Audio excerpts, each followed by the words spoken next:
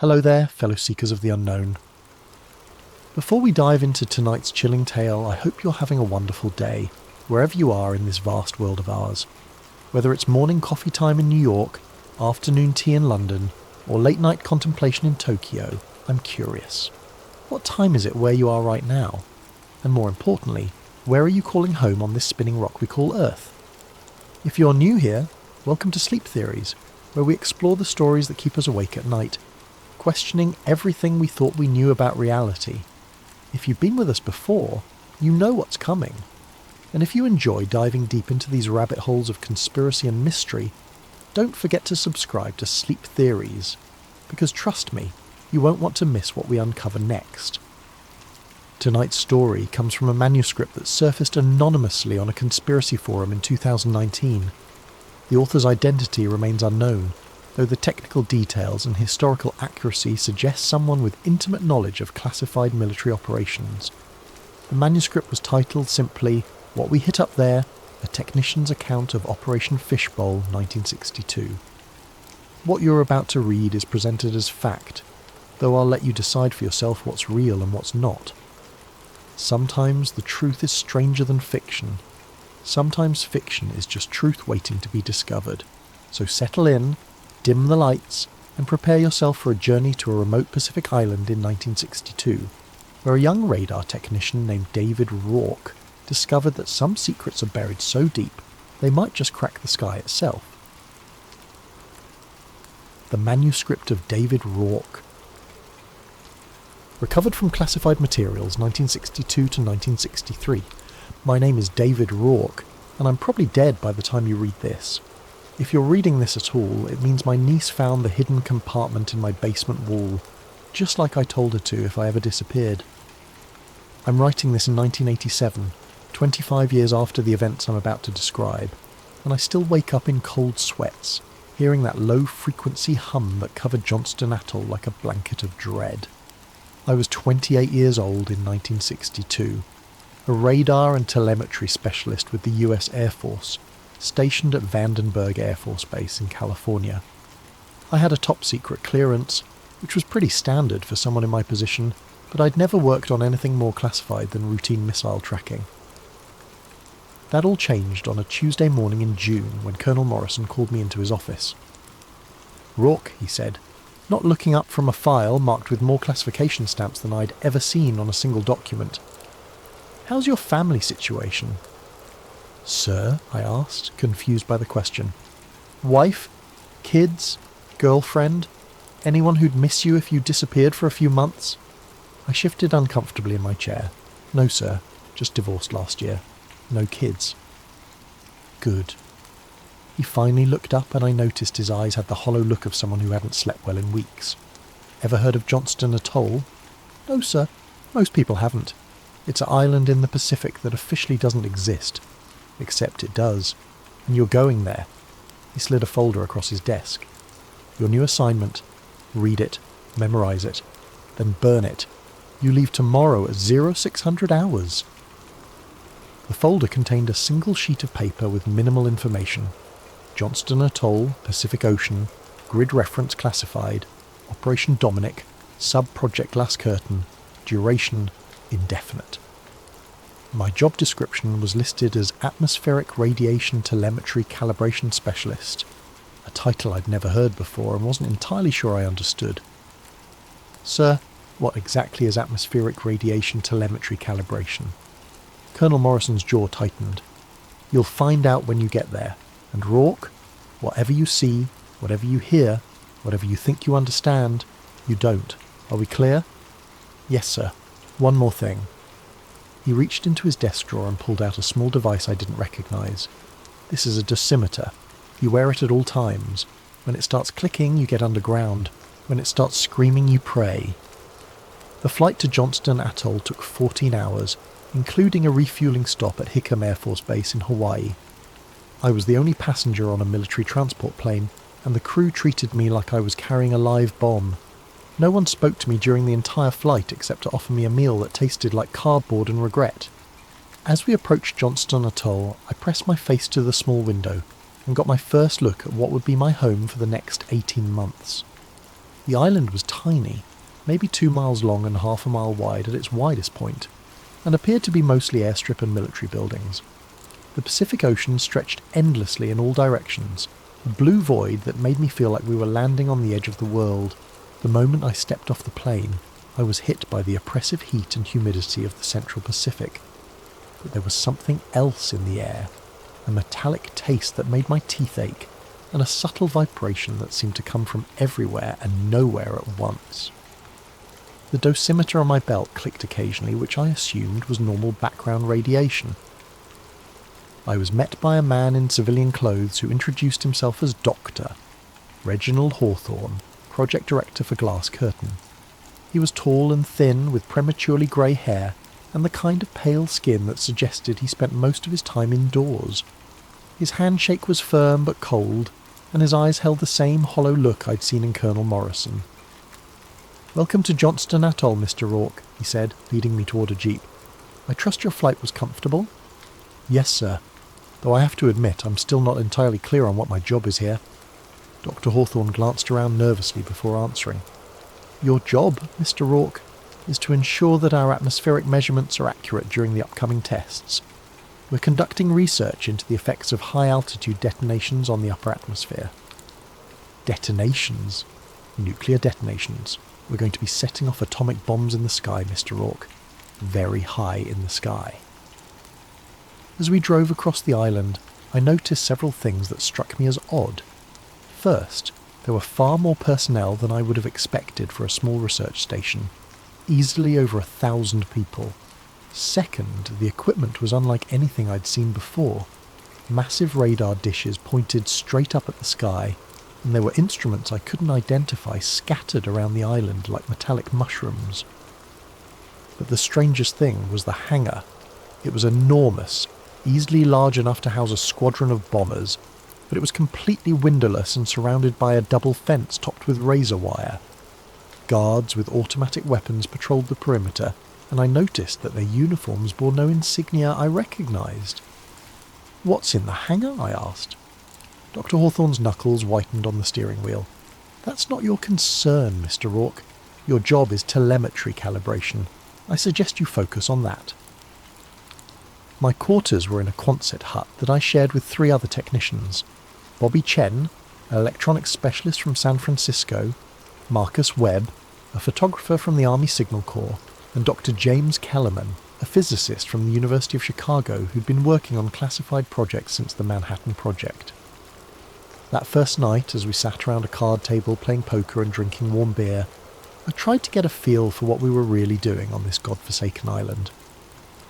"So what exactly are we testing?" I asked, trying to keep my voice casual. Bobby Chen exchanged a look with Marcus Webb before answering. "Officially, we're studying the effects of high-altitude nuclear detonations on radio communications and satellite systems." "And unofficially?" Dr. Kellerman looked up from his cards. "Unofficially, we're trying to break something. Something that shouldn't be broken." "What do you mean?"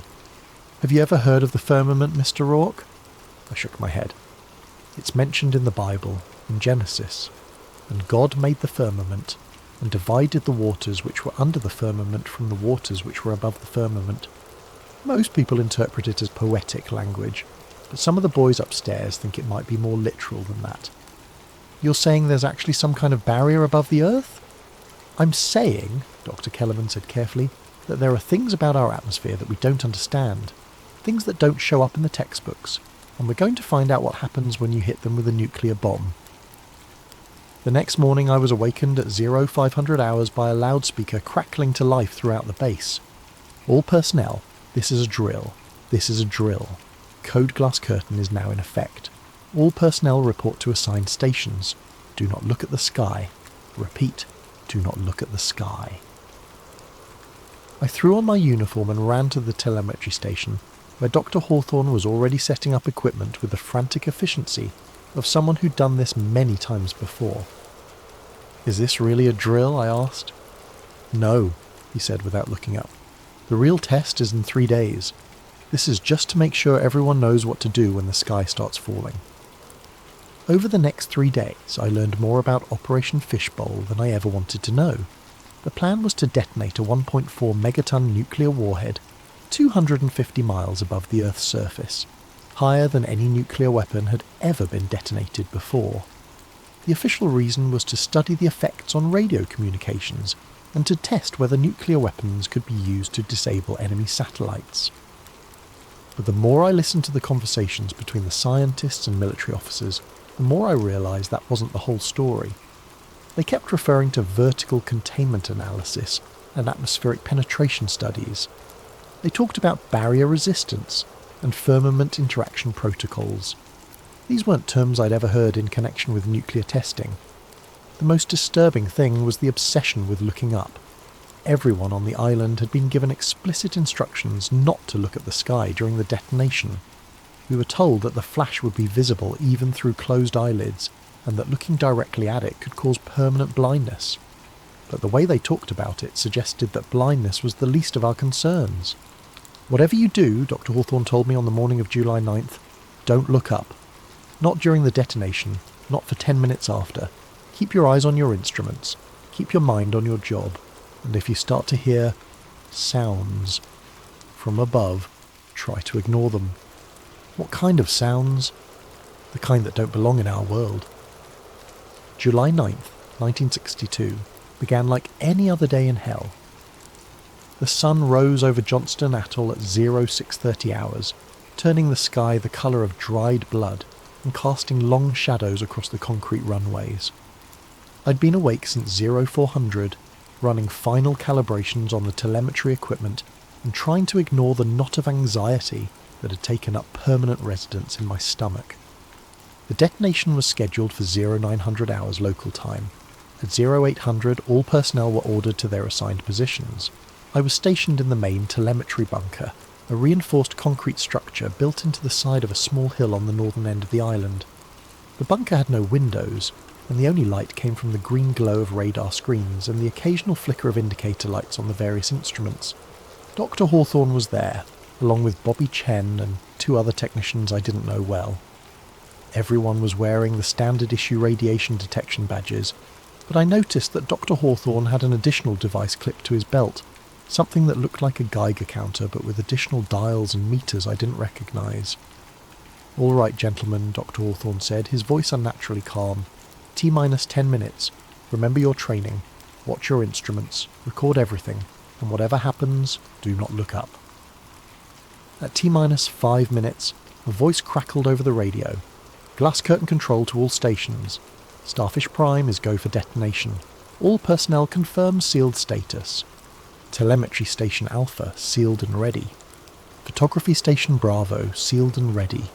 Atmospheric Monitoring Station Charlie sealed and ready."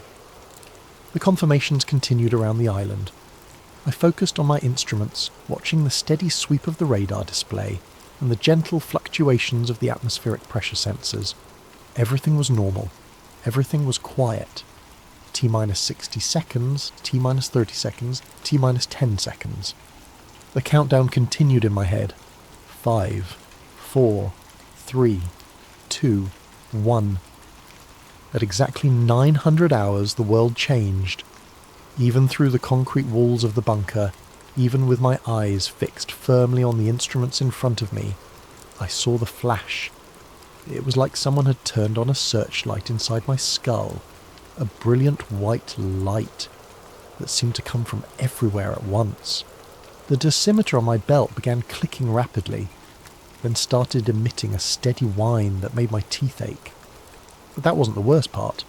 The worst part was that for just a moment, maybe 3 or 4 seconds, I forgot where I was. I forgot that I was in a bunker on a remote island in the Pacific. I forgot that I was David Rourke, radar technician, US Air Force. For those few seconds, I was floating in space, looking down at the Earth from an impossible height, and I could see. "Jesus Christ," Bobby Chen whispered, "look at the radar." I shook my head, trying to clear the strange vision, and focused on the radar display. What I saw made no sense. Instead of the normal sweep showing the curvature of the Earth and the occasional aircraft, the screen showed a pattern I'd never seen before. A series of concentric circles expanding outward from a point directly above us, like ripples in a pond. But that wasn't the strangest part. The strangest part was that the ripples seemed to be bouncing back from something, as if there was a ceiling above us, something solid that the shockwave from the detonation had struck. "Are you getting this?" Dr. Hawthorne asked, his voice tight with excitement and fear. "Yes, sir, but I don't understand what I'm seeing." "None of us do. Keep recording." The radio crackled to life. "All stations, this is Glass Curtain Control. We have confirmation of successful detonation at 250 miles altitude. Initial radiation readings are within expected parameters. Atmospheric disturbance is significant." Significant was an understatement.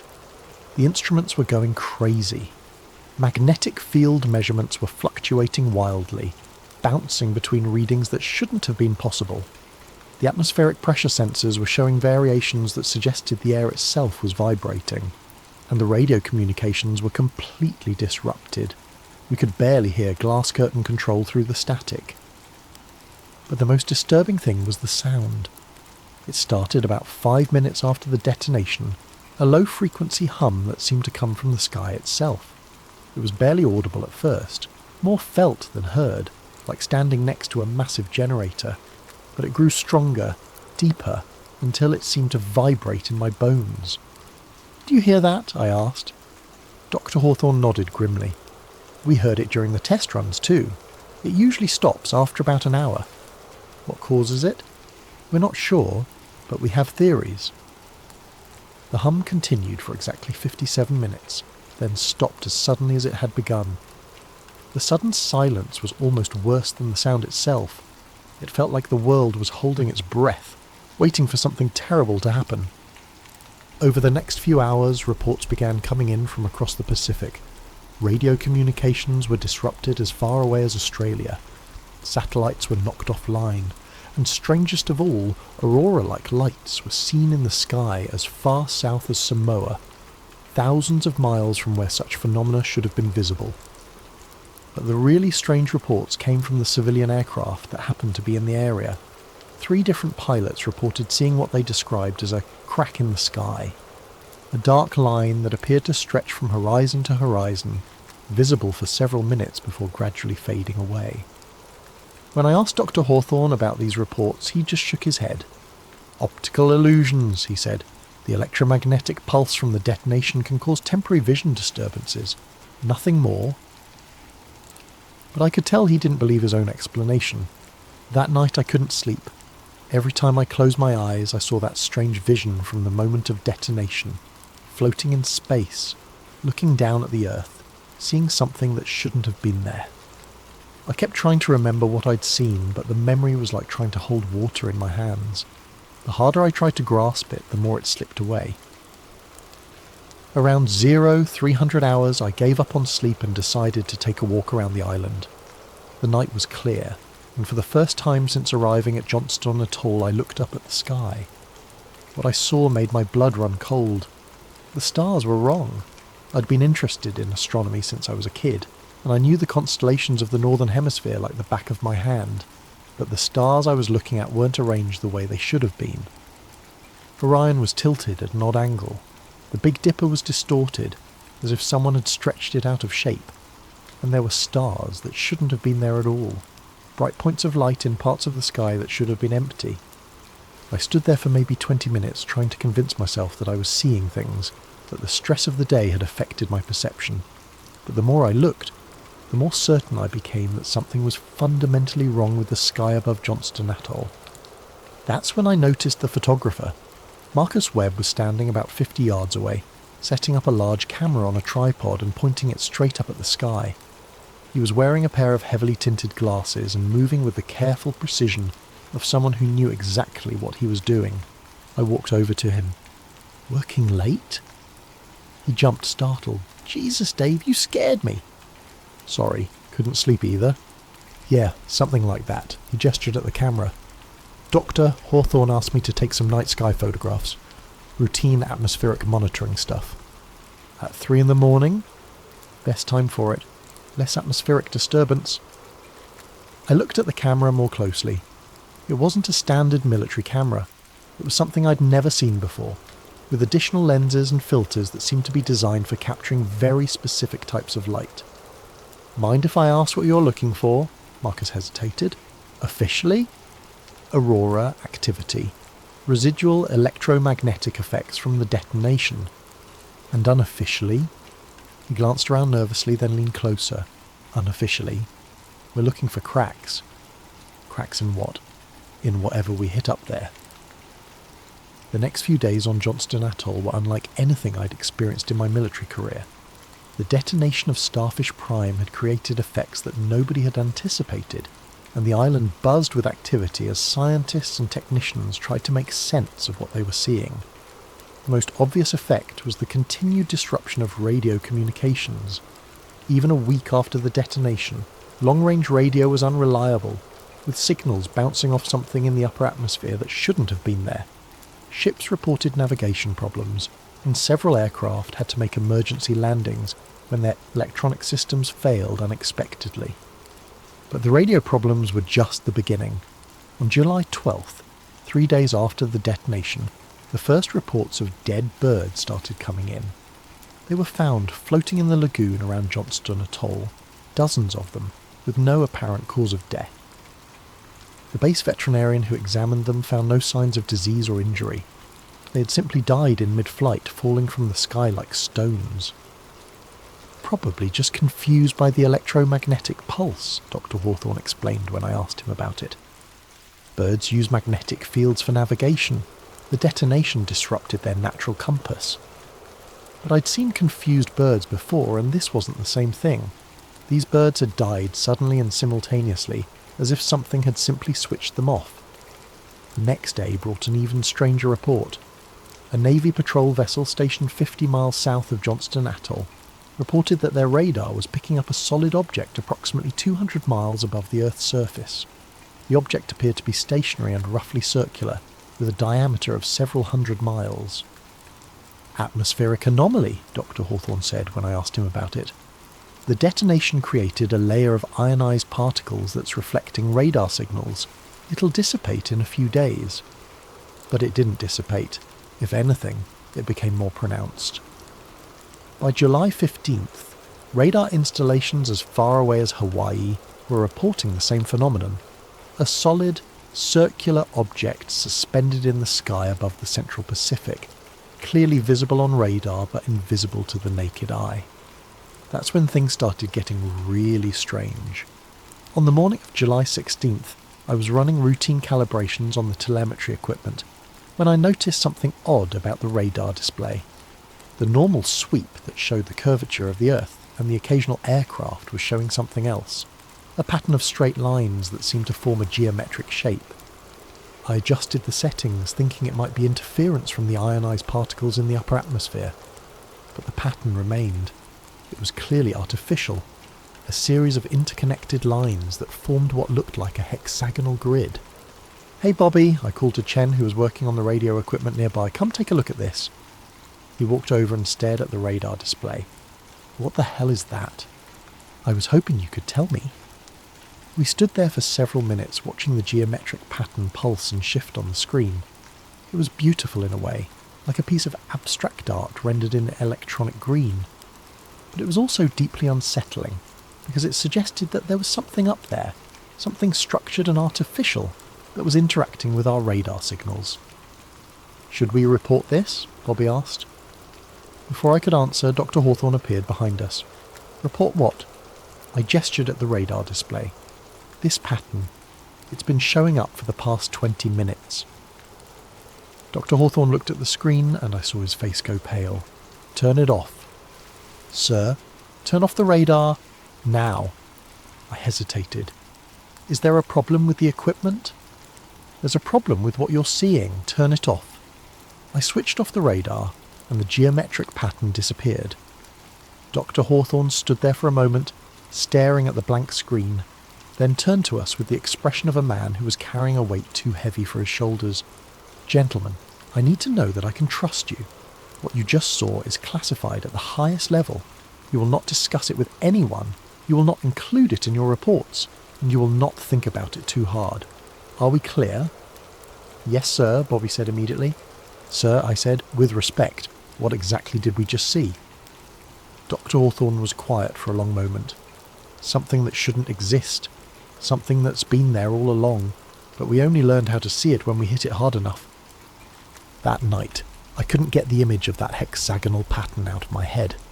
It reminded me of something, but I couldn't put my finger on what. I lay in my bunk, staring at the ceiling and trying to make sense of what was happening on Johnston Atoll. We were supposed to be testing the effects of high-altitude nuclear detonations on radio communications and satellite systems.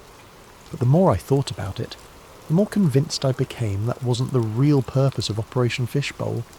The equipment was wrong, the personnel were wrong, and the reactions of the scientists and officers suggested that they were looking for something specific, something they'd found. Around 200 hours, I decided I needed to see that restricted hangar.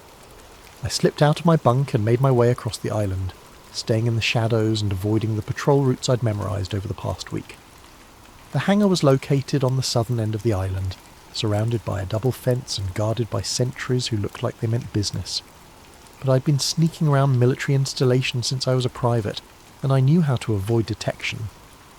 I made my way to the back of the hangar, where a drainage ditch ran close to the outer fence. The ditch was filled with stagnant water and smelled like a latrine, but it provided cover. I crawled through the ditch until I reached a point where I could see through a gap in the inner fence. The hangar had a small window near the rear entrance, and through it I could see the interior. What I saw made me forget all about the smell of the ditch. The hangar was filled with photographic equipment, not the standard military cameras I was familiar with, but massive devices that looked more like scientific instruments than photography equipment. There were telescopes pointed at the ceiling, spectrometers, and devices I couldn't identify. But the most striking thing was the walls.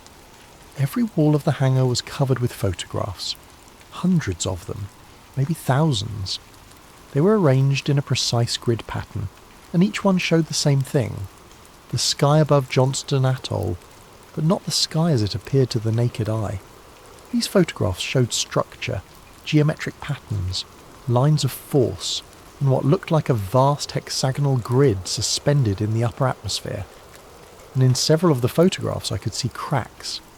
They were thin, dark lines that seemed to cut through the geometric pattern like fractures in glass.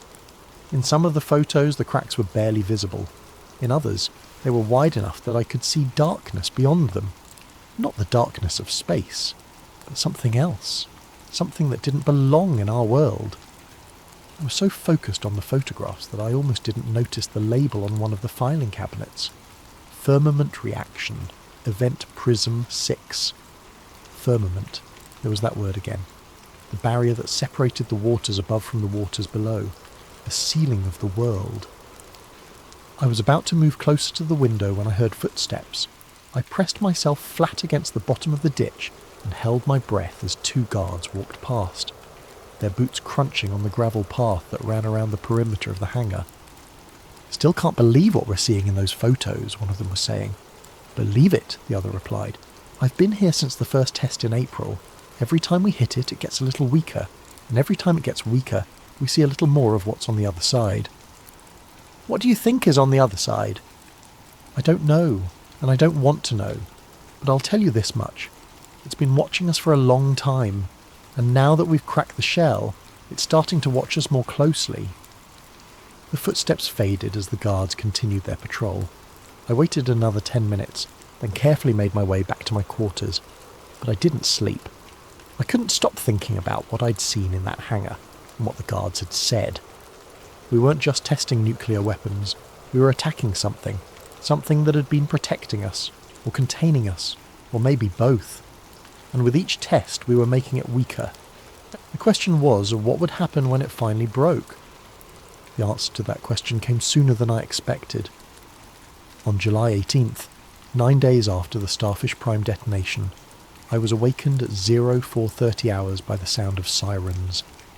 Not the regular alert sirens that we'd grown accustomed to, but something different. A wailing, discordant sound that seemed to come from every direction at once. I threw on my uniform and ran outside, expecting to see some kind of emergency. A fire, perhaps, or a radiation leak. Instead, I found the entire base personnel standing in the main compound, all looking up at the sky with expressions of confusion and fear. The Aurora was back. But this wasn't like the Aurora that had been reported after the Starfish Prime detonation. This was something else entirely. The sky above Johnston Atoll was alive with colours that shouldn't have existed. Deep purples and electric greens that seemed to pulse with their own inner light. And within the Aurora I could see patterns, geometric shapes that shifted and moved like living things. Beautiful, isn't it? Dr. Hawthorne appeared beside me, but his voice was tight with anxiety. What's causing it? Secondary effects from the detonation. The electromagnetic pulse disrupted the magnetic field lines in the upper atmosphere. This is just the energy finding its way back to equilibrium. But even as he said it, I could tell he didn't believe his own explanation. The Aurora was too organised, too purposeful. It looked less like a natural phenomenon and more like communication. Dr. Hawthorne, I said carefully, well, what exactly are we doing here? He was quiet for a long moment, watching the lights dance across the sky. We're explorers, Mr. Rourke. We're trying to understand the nature of the world we live in. Sometimes that means pushing boundaries that perhaps shouldn't be pushed. And if we push too hard, then we find out what's on the other side. The Aurora lasted for 3 hours, then faded as suddenly as it had appeared. But the effect lingered.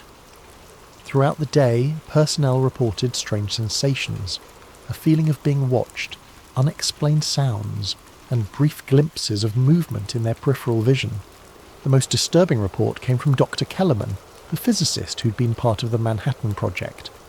He claimed that he'd seen figures in the Aurora, humanoid shapes that seemed to be observing the island from above. Probably just pareidolia, Dr. Hawthorne said when I asked him about it. The tendency to see patterns where none exist. Stress can cause hallucinations. But I'd seen the way Dr. Kellerman looked at the sky that morning, and it wasn't the look of a man who was hallucinating. It was the look of a man who'd seen something that challenged everything he thought he knew about reality. That afternoon I was in the telemetry station when Bobby Chen burst through the door, his face white with excitement and fear. "Dave, you need to see this. Now." He led me to the communications room where he'd been monitoring radio transmissions from around the Pacific. The radio was crackling with static, but through the interference I could hear something else, a rhythmic pattern that sounded almost like music. "It started about an hour ago," Bobby said. "It's coming from directly above us. Same frequency as our standard communications, but the signal is stronger than anything we've ever detected." I listened to the pattern for several minutes. It was hauntingly beautiful, but there was something unsettling about it, a quality that made my skin crawl and my teeth ache.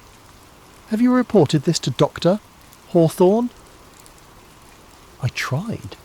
He told me to stop monitoring that frequency and focus on standard communications protocols. "But you didn't stop." "No, I didn't. And Dave, I think there's something else. I think there's a message in the signal, a pattern that's too complex to be natural." We spent the next hour trying to decode the signal, but it was beyond our capabilities. The pattern was intricate and layered, with harmonics and overtones that suggested a level of sophistication that shouldn't have been possible. "Bobby," I said finally, "I need to tell you something. Something I saw in that restricted hangar." I told him about the photographs, the geometric patterns, and the cracks in what the files had labelled as the firmament. I told him about the conversation I'd overheard between the guards, and about the growing certainty that Operation Fishbowl wasn't really about testing nuclear weapons at all. "So what do you think we're really doing here?" he asked. "I think we're trying to break through something that's been protecting us, or containing us, or both, and I think we're succeeding." That night I made a decision that would change everything. I was going to document what was happening on Johnston Atoll regardless of the consequences. I found an old camera in the equipment storage room and began taking photographs of everything I could. The strange readings on the telemetry equipment, the geometric patterns on the radar displays, and most importantly, the sky itself. What I saw through the camera lens was nothing like what I saw with the naked eye. The sky above Johnston Atoll was full of structure. Through the camera I could see the hexagonal grid that had shown up on the radar, but in much greater detail. It was vast, stretching from horizon to horizon, and it was clearly artificial. The geometric patterns were too precise, too regular to be natural, and there were cracks. Thin, dark lines that cut through the geometric pattern like fractures in glass. In some areas the cracks were barely visible. In others, they were wide enough that I could see through them to something else. Something that didn't belong in our world. I took dozens of photographs, using different filters and exposure settings to capture as much detail as possible. Some of the images showed the geometric patterns clearly. Others showed the cracks, and a few, the ones that would haunt my dreams for the rest of my life, showed what was on the other side. It was dark, but not the darkness of space. This was something else, a darkness that seemed to have depth and substance, as if it were alive. And within that darkness I could see shapes, geometric forms that defied description, moving with purpose and intelligence. But the most disturbing thing was that they seemed to be looking back. On July 20th, Dr. Hawthorne called me into his office for what he described as a routine progress review. But the moment I walked through the door, I knew this wasn't routine. There were two men in civilian clothes sitting beside his desk, men with the cold, professional demeanour of intelligence officers. "Mr. Rourke," Dr. Hawthorne said, "these gentlemen are from Washington. They have some questions about your work here." The older of the two men introduced himself as Mr. Smith, obviously not his real name. He was tall and thin, with grey hair and eyes like chips of ice. The younger man, who called himself Mr. Jones, remained silent throughout the entire interview. "We understand you've been taking an unusual interest in your work here," Mr. Smith said, "above and beyond your assigned duties." "I'm just trying to do my job, sir." "Your job is telemetry calibration. Nothing more, nothing less." He opened a folder and pulled out several photographs. My photographs. "These were found in your quarters during a routine security inspection." My blood ran cold. "I can explain those." "I'm sure you can. But I don't think you understand the seriousness of what you've been doing. These images show classified information that could compromise national security if they fell into the wrong hands." "What exactly am I looking at in these photographs?" Mr. Smith studied me for a long moment. "You're looking at the ceiling of the world, Mr. Rourke, and thanks to our work here, you're also looking at the cracks we've put in it." He leaned forward, his voice dropping to a whisper. "Do you know what the firmament is, Mr. Rourke? The Bible mentions it. Some kind of barrier between the waters above and the waters below." "Exactly. And for thousands of years it's kept us safe, kept us contained, kept us from seeing what's really out there." He gestured at the photographs. "But we've changed that. With each detonation, we've weakened the barrier, and with each crack we've opened a window into something that was never meant to be seen." "What's on the other side?" "Intelligence, purpose, intent. Things that have been watching us for longer than our species has existed, and now that we've cracked their cage, they're starting to take a more active interest in our world." Mr. Smith stood up and walked to the window, looking out at the Pacific Ocean. "There's going to be another test, Mr. Rourke, tomorrow night. But this one is different. This one is designed to focus all of our energy on a single point in the barrier. If our calculations are correct, it should create a breach large enough for direct communication." "Communication with what?" "With whatever is up there. And when that happens, your job will be to document everything. Every signal, every image, every anomaly. Because what we learn from this test will determine the future of human civilization." I left Dr. Hawthorne's office with my head spinning. Everything I thought I knew about Operation Fishbowl had been wrong. We weren't testing weapons. We weren't studying atmospheric effects. We were deliberately trying to break through a barrier that had protected humanity for millennia. That night, I couldn't sleep. I kept thinking about the photographs, about the geometric patterns in the sky, and about the shapes I'd seen moving in the darkness beyond the cracks. Whatever was up there, it was intelligent, and it was watching us. Around 0300 hours, I heard a sound that made my blood freeze, the low-frequency hum that had followed the Starfish Prime detonation. But this time, it was different. This time, it sounded almost like voices. I got up and walked to the window of my quarters. The sky was clear, filled with stars that still seemed to be in the wrong positions. But as I watched, the stars began to move. Not the slow movement of celestial bodies, but rapid, purposeful motion, as if they were arranging themselves into patterns. Within minutes, the stars had formed a perfect hexagonal grid across the entire sky. And in the centre of the grid, a dark circle appeared, a hole in the stars that seemed to pulse with its own inner light. That's when I saw them. Shapes began to emerge from the dark circle, geometric forms that defied description, moving with purpose and intelligence. They were beautiful in a way that hurt to look at, like living mathematics, like crystallized music. And as they moved across the sky, I could hear their voices. Not sound exactly, but something that bypassed my ears and spoke directly to my mind. They were saying something important, but I couldn't understand the words. The vision lasted for maybe 10 minutes, then faded as suddenly as it had appeared. The stars returned to their normal positions and the sky became ordinary again, but I knew that what I'd seen was real.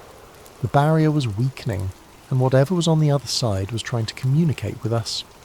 The second test was scheduled for 2100 hours on July 21st.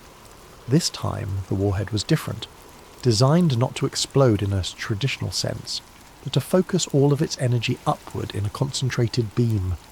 Dr. Hawthorne called it a drill-tip warhead, a device specifically engineered to punch through the firmament rather than simply damage it. I spent the day preparing the telemetry equipment, but my mind was elsewhere. I kept thinking about the vision from the night before, about the geometric shapes moving across the sky, and about the voices that had spoken directly to my mind. Whatever was up there, it knew we were coming, and it was ready for us. At 1800 hours, I was in the telemetry bunker making final preparations when Marcus Webb appeared in the doorway. He looked exhausted, with dark circles under his eyes, and the kind of nervous energy that comes from too much coffee and too little sleep. "Dave," he said, "I need to show you something." He led me to a small storage room behind the main bunker, where he'd set up a makeshift darkroom. The room was filled with photographic equipment and dozens of developed photographs pinned to the walls. "I've been developing the plates from the night sky photography," he said, "and I've found something that, well, you need to see it." He handed me a photograph that showed the sky above Johnston Atoll, but not as it appeared to the naked eye. The image revealed the hexagonal grid in stunning detail, but what caught my attention were the cracks, dozens of them spreading across the geometric pattern like a spider web. When was this taken? 3 days ago, but look at this one. He handed me another photograph taken the previous night. The cracks were larger, more numerous, and in several places I could see through them to the darkness beyond. "It's getting worse," Marcus said. "Every day the cracks spread a little further, and Dave, I think I know why." He pulled out a folder marked Classified Eyes Only and opened it to reveal a series of technical drawings. They showed the drill-tipped warhead in detail, but what struck me was the precision of the design. This wasn't a weapon designed to destroy, it was a tool designed to open. "They're not trying to break the firmament," Marcus said. "They're trying to open a door." Before I could respond, the lights in the storage room flickered and went out. We were plunged into darkness, illuminated only by the red glow of the darkroom safe light. And in that red light I saw something that made my heart stop. The photographs on the walls were changing. The images that had shown static geometric patterns and cracks were now showing movement. The shapes beyond the cracks were shifting, growing larger, as if they were approaching the barrier from the other side. "Do you see that?" I whispered. Marcus nodded, his face pale in the red light. "They know we're here. They know what we're planning."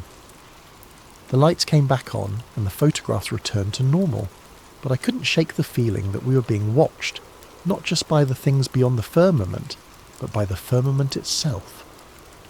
At 20:30 hours, all personnel were ordered to their assigned positions for the second test.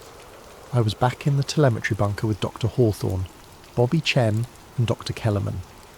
The atmosphere was tense, electric with anticipation and fear. "Gentlemen," Dr. Hawthorne said, "tonight we make history. Tonight we open a door that has been closed since the beginning of time. Whatever happens, Whatever you see or hear, remember that you are witnessing the next stage of human evolution. At 2050 hours, the countdown began. But this time, something was different. The instruments were picking up activity in the upper atmosphere, electromagnetic fluctuations that suggested something was already happening up there. "Are you getting this?" Dr. Kellerman asked, staring at his instruments in disbelief. "Getting what? There's something up there. Something big. It's like the entire firmament is vibrating." I looked at my own instruments and saw what he meant. The readings were unlike anything I'd ever seen. Patterns that suggested the geometric structure in the sky was resonating, like a vast musical instrument being played by unseen hands. T-minus 60 seconds. The vibrations grew stronger. The bunker itself began to shake, as if the entire island was responding to whatever was happening in the sky above us. T-minus 30 seconds. A sound began to build, not the low-frequency hum we'd heard before, but something else. Something that sounded almost like singing. Harmonies that were beautiful and terrible at the same time. Voices that spoke in mathematics and music. T-minus 10 seconds. The singing grew louder, more complex, and through the concrete walls of the bunker, I began to see light. Not the harsh white light of a nuclear detonation, but something softer, more organic. Light that pulsed with the rhythm of the singing. 5, 4, 3, 2, 1. The drill-tip warhead detonated at exactly 2100 hours, 250 miles above Johnston Atoll. But instead of the brilliant flash we'd experienced with Starfish Prime, this detonation was different. The light built slowly, like a sunrise in reverse, growing brighter and more intense until it seemed to fill the entire sky. And then I saw it. Through the concrete walls, through the roof of the bunker, I could see the firmament itself. Not as a barrier or a ceiling, but as a living thing, a vast geometric organism that pulsed with its own inner light. And in the centre of it, where the drill-tip warhead had struck, there was a hole. Not a crack this time, but an opening. A doorway. And something was coming through. It was beautiful and terrible at the same time. A being of pure geometry and light that moved with purpose and intelligence. As it descended toward the earth, I could hear its voice in my mind, speaking in concepts that human language couldn't express. But one message came through clearly. We have been waiting. The being hovered above Johnston Atoll for exactly 17 seconds, during which time every instrument on the island went haywire. Magnetic fields fluctuated wildly, radiation levels spiked, and the very air seemed to vibrate with alien energy. Then, as suddenly as it had appeared, the being withdrew. The hole in the firmament closed, the light faded, and the singing stopped. We were alone again, but the silence felt different now. It felt like the silence of a world that had been fundamentally changed. In the days that followed, the official reports described the test as a partial success with unexpected complications. The radiation levels were within acceptable parameters, they said. The electromagnetic effects were consistent with previous high-altitude detonations. There were no anomalous readings, no unusual phenomena, no contact with any external intelligence. But I knew better. We all knew better. Dr. Kellerman was the first to crack. 3 days after the second test, he was found in his quarters, writing frantically in his logbook.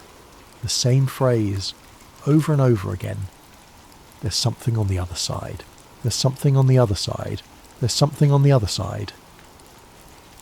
He was sedated and removed from the island within hours. Marcus Webb was next.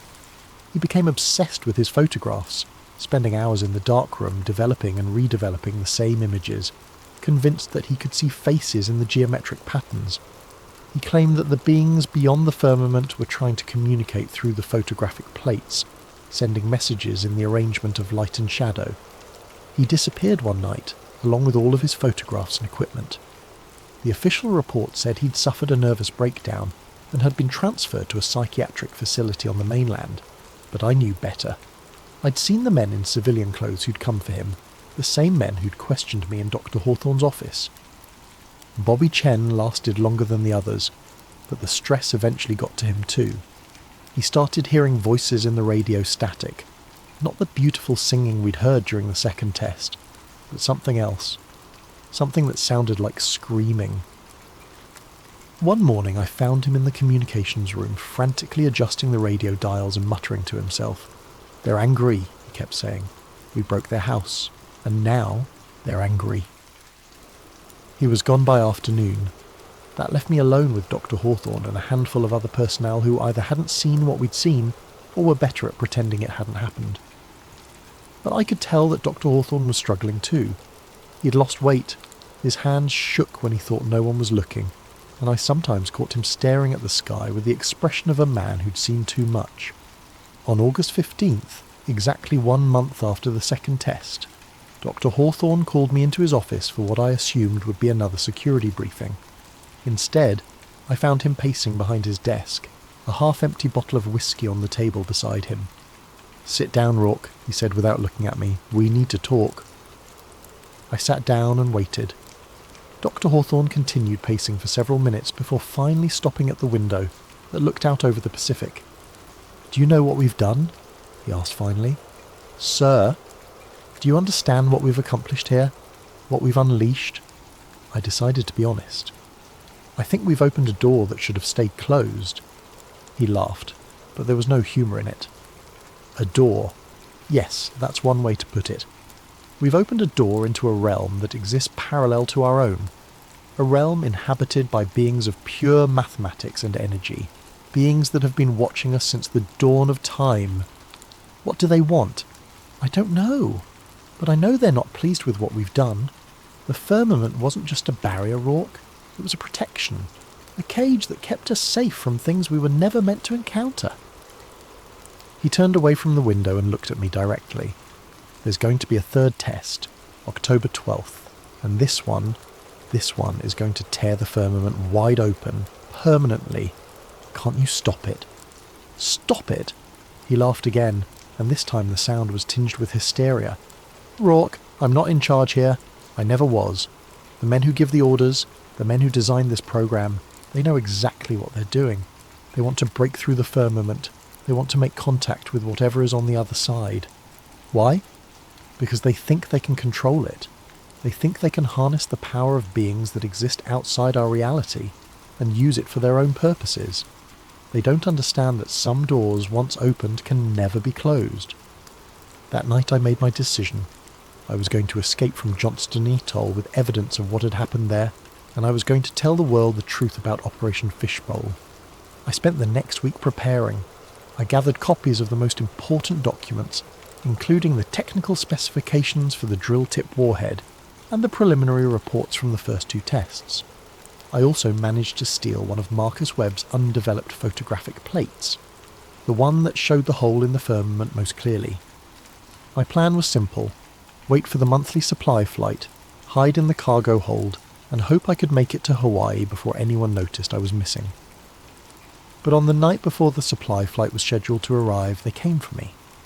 I was awakened by the sound of footsteps outside my quarters, not the regular footsteps of the night patrol, but the measured tread of men who knew exactly where they were going.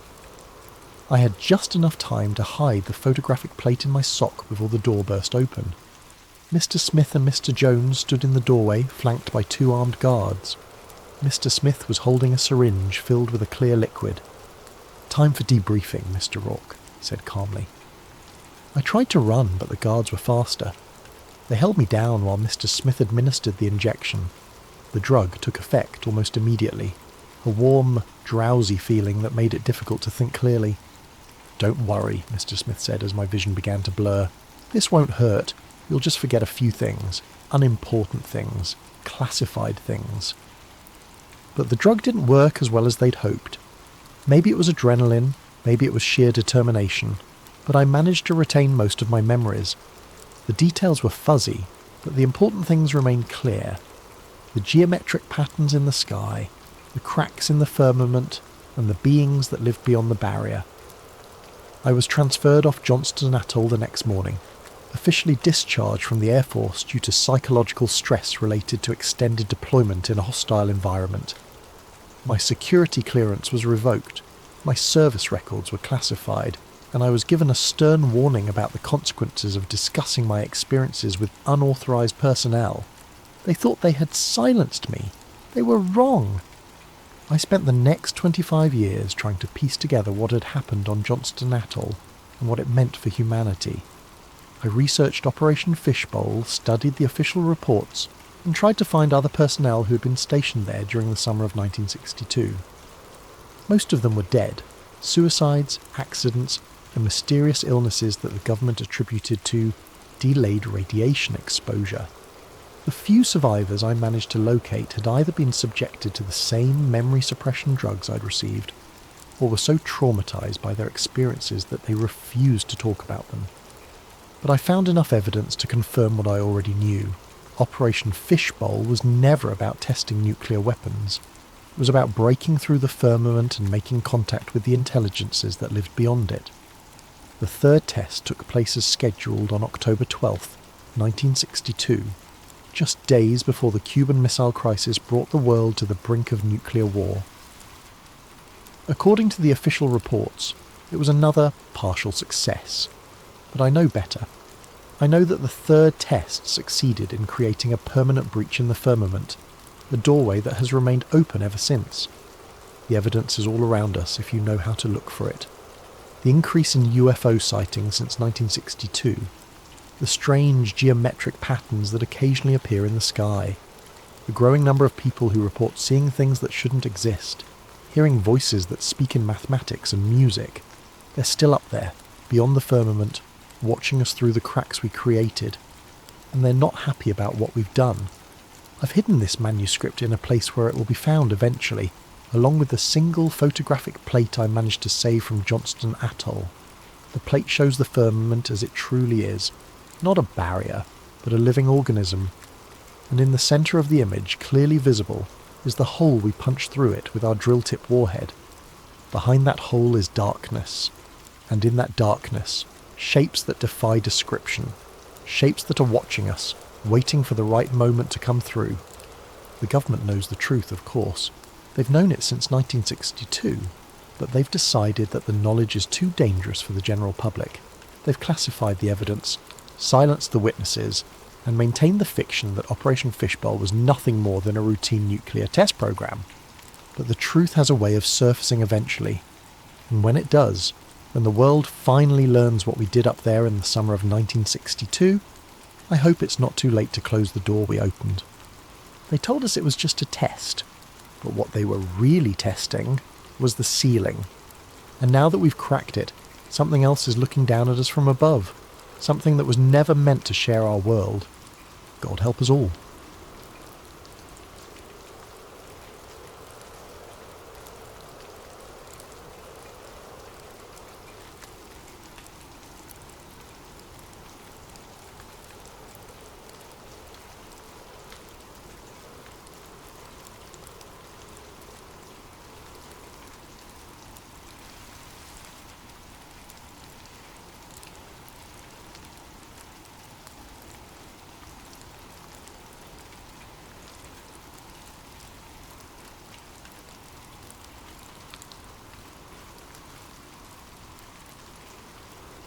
Recovered journal entry, classification redacted. Subject, Eli Granger, independent journalist.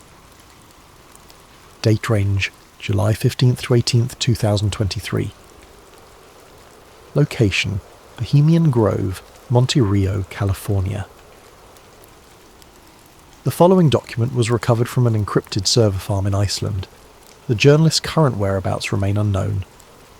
Ed. My name is Eli Granger, and I'm writing this because I may not live long enough to tell it in person. What I witnessed in the redwoods of Northern California will haunt me until my dying day, whenever that may come. It started 3 weeks ago with an email that shouldn't have existed. I was in my cramped Oakland apartment, nursing my third cup of coffee, and scrolling through encrypted channels where whistleblowers sometimes surface. My secure inbox pinged. A message from an address that was just a string of numbers and letters routed through 7 different proxy servers. No subject line, just an attachment and 4 lines of text. You want truth? Go to the redwoods. Bring a black suit and a quiet soul. July 15th to 18th.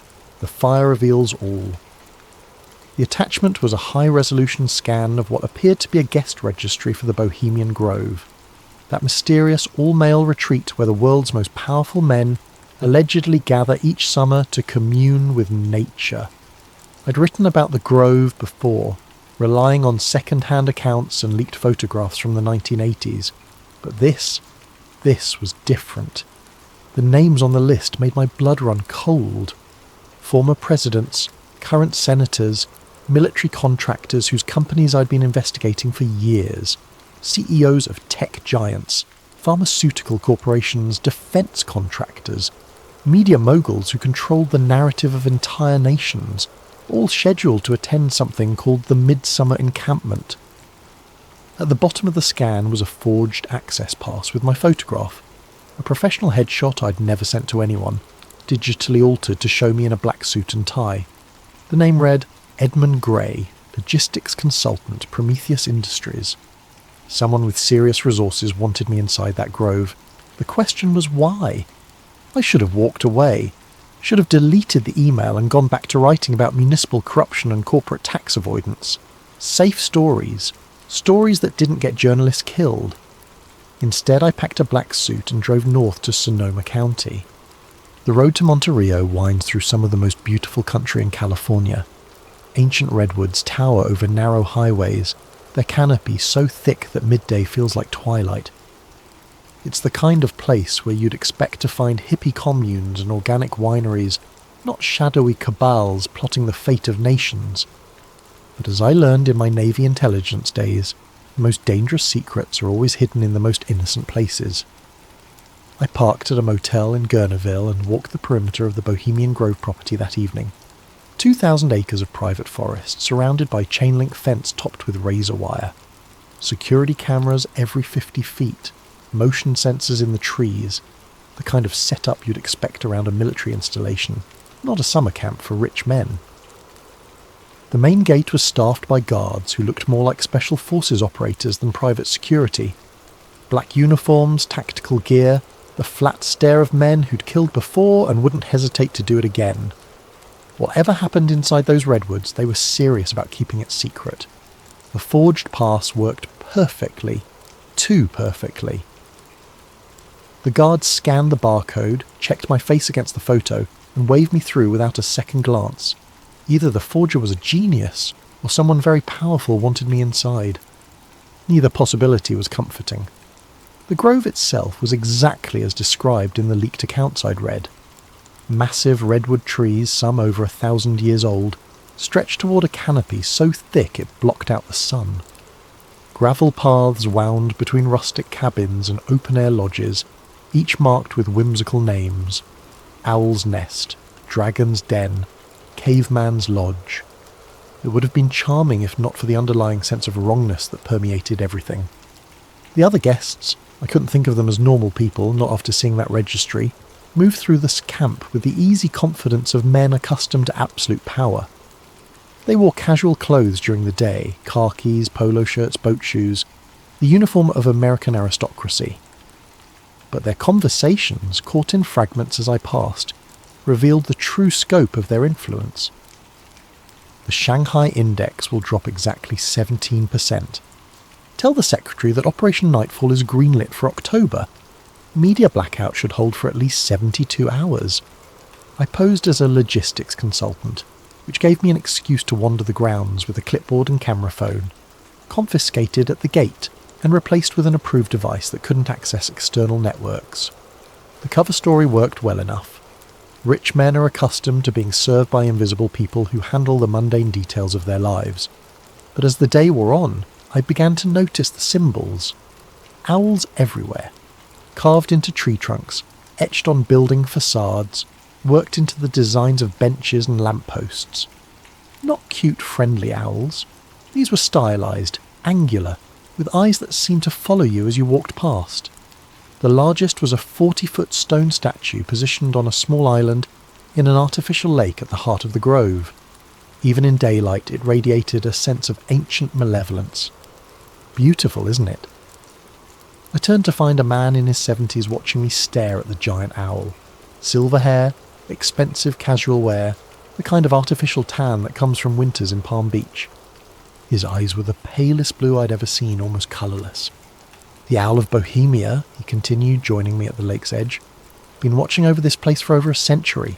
Some say it's just decorative, others know better. Know better how? I asked, immediately regretting the question. I was supposed to be invisible, unremarkable. The old man smiled, revealing teeth too white and too perfect for his age. You'll see tonight, Mr. Grey. The cremation of care waits for no man, not even consultants. He walked away before I could respond, leaving me staring at the owl statue and wondering how much my cover had already been blown. That evening, as twilight settled over the grove, the atmosphere changed completely. The casual bonhomie of the day disappeared, replaced by something far more serious and ritualistic. Men emerged from their cabins wearing dark robes with hoods that obscured their faces. Some carried torches, others strange ceremonial objects I couldn't identify. I found a dark robe hanging in my assigned cabin, along with a note. Attendance is mandatory. Silence is sacred. The owl sees all. What I witnessed that night will stay with me forever. As darkness fell, hundreds of robed figures processed through the forest paths, converging on the lake where the great owl statue loomed. Torches flickered between the trees like malevolent fireflies. The only sounds were footsteps on gravel and the whisper of fabric against bark. I followed the crowd, keeping my head down and my hood up. The robe smelled of incense and something else, something organic and unpleasant that I couldn't identify. We gathered in a natural amphitheatre around the lake. The owl statue dominated the scene, its eyes seeming to glow red in the torchlight. A wooden boat had been prepared at the water's edge, and in it lay what appeared to be the effigy of a child, small, wrapped in white cloth, disturbingly lifelike. But as I stared at the bundle, a horrible doubt crept into my mind. The proportions were too perfect, the weight distribution too natural. The way the cloth clung to what lay beneath suggested something more substantial than straw and sawdust. A figure in an elaborate robe stepped onto a platform beside the owl. Even with his face hidden, I recognised the bearing and voice of a man who'd been on television every night for years. A former president whose policies had shaped a generation. Brothers of the Grove, his voice boomed across the water, amplified by hidden speakers. We gather once again beneath the ancient eyes of wisdom to perform the sacred rite that frees us from the burdens of conscience. The crowd responded in unison. We banish care and cast it to the flames. Care, that pale and common thing that binds the hands of power. Care that whispers doubt in the ears of decision. Care that stays the sword of necessary action. We banish care and cast it to the flames. The ritualized call and response continued for nearly an hour. Invocations to ancient deities whose names I recognized from my study of Middle Eastern mythology. Moloch, the Carthaginian god of child sacrifice. Enlil, the Mesopotamian lord of wind and authority. Names that shouldn't have been spoken by American leaders in the 21st century. But the most disturbing element wasn't the pagan imagery, or even the suggestions of child sacrifice. It was the casual way these men, titans of industry, shapers of policy, guardians of democracy, participated in rituals that explicitly celebrated the abandonment of human compassion. The ceremony reached its climax when the boat carrying the effigy was pushed out onto the lake. Flames erupted from the water around it, hidden gas jets, I realised, creating the illusion of supernatural fire. The figure in the boat burned quickly, the white cloth falling away to reveal... I still can't be certain what I saw. In the flickering light, with smoke obscuring my vision and my mind reeling from the horror of it all, it might have been an elaborately constructed mannequin. The realistic movement could have been caused by the flames consuming internal supports. The sounds, brief, high-pitched, quickly cut off, might have been air escaping from burning materials. But the way some of the robed figures wept as the fire consumed its offering, the way others cheered with genuine ecstasy, suggested something far more sinister than theatrical pageantry. As the flames died down, the crowd began to disperse. I started to follow them back toward the cabins, but a hand fell on my shoulder. Mr. Grey. It was the old man from earlier, still wearing his ceremonial robes. You're invited to the Inner Circle gathering, a rare honour for a consultant. Before I could refuse, 2 other figures flanked me. Not threatening exactly, but their presence made it clear that declining wasn't an option. They led me deeper into the forest, away from the main paths, to a clearing I hadn't seen during my earlier reconnaissance. Here, perhaps 30 men stood in a circle around a fire pit carved directly into the bedrock. Unlike the theatrical grandeur of the main ceremony, this felt ancient and deadly serious. The Inner Circle ritual began at midnight. The participants had exchanged their dark robes for masks of polished bone, owl faces with hollow eye sockets that seemed to bore into your soul. They moved with practiced precision, suggesting this ceremony had been performed countless times before. The man who'd led the earlier ritual stepped into the centre of the circle. Without his presidential bearing and familiar voice, he seemed diminished. Just another acolyte serving powers older than nations. "Brothers of the Inner Grove," he intoned, "we gather to receive the wisdom of the Ancient Ones, and to consecrate the plans that will shape the world's destiny."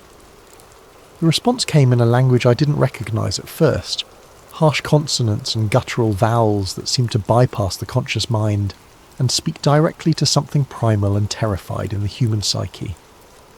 But as my Navy intelligence training kicked in, I began to parse familiar elements. This was Akkadian, the ancient language of Mesopotamia, dead for over 2,000 years. They were chanting the names of forgotten gods and promising them sacrifices of nations. Symbols were drawn in the ash around the fire pit, not random occult doodles, but specific sigils I recognised from declassified CIA documents. Project MK Ultra had experimented with ritualistic programming, using ancient symbols and dead languages to bypass conscious resistance in human subjects. The research had supposedly been discontinued in the 1970s. Apparently it had just moved to a more exclusive venue. The ceremony continued for hours. Maps were produced and spread on the ground, not of geographical territories, but of economic zones, resource deposits, population centres. Plans were discussed in mixture of English and Akkadian, but the intent was clear enough. Wars to be started, governments to be toppled, populations to be controlled. And through it all, the participants spoke of themselves not as American leaders serving American interests, but as servants of the Ancient Ones, preparing the world for some greater transformation. "The harvest approaches," one masked figure intoned. "The sleepers must be awakened. The old seals must be broken." "In the name of those who wait in the deep places," the circle responded, "let the work continue." I crouched in the shadows beyond the firelight, recording everything on a digital audio device I'd hidden in my shoe. But as the night wore on, I began to understand that what I was witnessing wasn't just corruption or conspiracy in any conventional sense. These men genuinely believed they were serving inhuman masters. Whether those masters were real or imagined didn't matter. The policies they were planning would affect millions of lives based on the whims of entities that viewed humanity as livestock. The ritual concluded with each participant drinking from a silver chalice and making individual pledges. The liquid looked black in the firelight, and several men convulsed briefly after drinking, their eyes rolling back to show only white. As dawn approached, the circle dissolved. The participants removed their masks, revealed themselves to be exactly who I'd suspected. Former presidents, current senators, military leaders, corporate titans. They shook hands and exchanged quiet words like businessmen concluding a profitable meeting, which in a sense they were. I made it back to my cabin as the first light filtered through the redwood canopy, but I knew I couldn't stay much longer. Whatever protection my forged identity provided was wearing thin. Too many meaningful looks, too many knowing smiles. They were playing with me, letting me see just enough to understand the scope of what I'd stumbled into. But there was one more place I needed to investigate before I could flee. The lodge marked Styx, access by code only, sat apart from the main camp, connected by a service road that didn't appear on any of the maps provided to guests. I'd noticed it during my first day's reconnaissance, but hadn't found an opportunity to investigate. The building itself was unremarkable. standard wooden construction that matched the other lodges, designed to blend into the forest environment. But the security was anything but standard. Biometric scanners, electromagnetic locks, motion sensors that could detect a heartbeat from 50 feet away. Fortunately, my anonymous benefactor had provided more than just a forged access pass. Hidden in the lining of my suit jacket was a USB device that looked like a standard thumb drive, but contained sophisticated hacking tools developed by someone with serious technical skills. When plugged into the lodge's security system, it created a temporary blind spot in the sensors and provided the access codes needed to bypass the locks. Whoever wanted me to see what lay inside had planned this infiltration down to the smallest detail. The lodge's interior was a facade. Behind a false wall accessed by yet another hidden panel, stairs led down into the bedrock beneath the forest. The passage was older than the buildings above, carved stone rather than modern construction, lit by electric fixtures that had been retrofitted into ancient sconces. At the bottom of the stairs, a heavy oak door opened onto a chamber that took my breath away. The room stretched far beyond what should have been possible given the lodge's footprint above. Stone shelves lined the walls, filled with leather-bound journals, rolled documents, and artefacts that seemed to span centuries. At the centre of the chamber stood a massive table carved from a single piece of black stone, its surface covered with maps, blueprints, and what appeared to be governmental documents bearing official seals. I started with the journals, selecting one at random from a shelf marked 1923 to 1945. The handwriting was elegant, old-fashioned, but the contents were anything but quaint. The European situation proceeds according to plan. Our associates in Berlin understand their role, though they believe themselves to be serving the fatherland rather than the ancient ones. The sacrifice of the lesser peoples will provide the spiritual energy necessary for the next phase of the great work. Another journal, this one more recent. Operation Mockingbird exceeds all expectations. The media outlets respond to our guidance without question, believing they serve journalistic integrity, while actually perpetuating the narratives required for population control. The sleeping masses accept whatever reality we provide. But it was the documents on the central table that truly shattered my understanding of how the world worked. Blueprints for the USA Patriot Act dated 6 months before September 11th, 2001. Battle plans for the invasion of Iraq, complete with fabricated intelligence reports about weapons of mass destruction. Early drafts of social media algorithms designed not to connect people, but to divide them into manageable, controllable factions. And newer documents that made my blood run cold. Plans for a global pandemic response that prioritized control over public health. Blueprints for digital currency systems that would eliminate financial privacy entirely. Population reduction strategies disguised as environmental initiatives. The most disturbing document was a roster of participants going back to the 1870s, when the Bohemian Club was first founded. Names I recognised from history textbooks, titans of the Gilded Age who'd shaped America's industrial development, but also names that shouldn't have been there. Figures from much earlier periods, some dating back centuries. Either the record keeping was fantastically inaccurate, or some of these participants weren't entirely human. At the bottom of the most recent page, a note in fresh handwriting. E. Granger, journalist, witnessed Inner Circle ceremony. July 16th, 2023. Asset or liability. Recommend termination if no compliance by dawn July 18th. They knew exactly who I was, had known from the moment I'd walked through their gates, the anonymous email, the forged pass, the convenient access codes. It had all been an elaborate test, and I was apparently failing. A motion sensor somewhere in the chamber beeped softly. Red lights began flashing along the walls. In the distance I could hear the sound of heavy footsteps descending the stone stairs.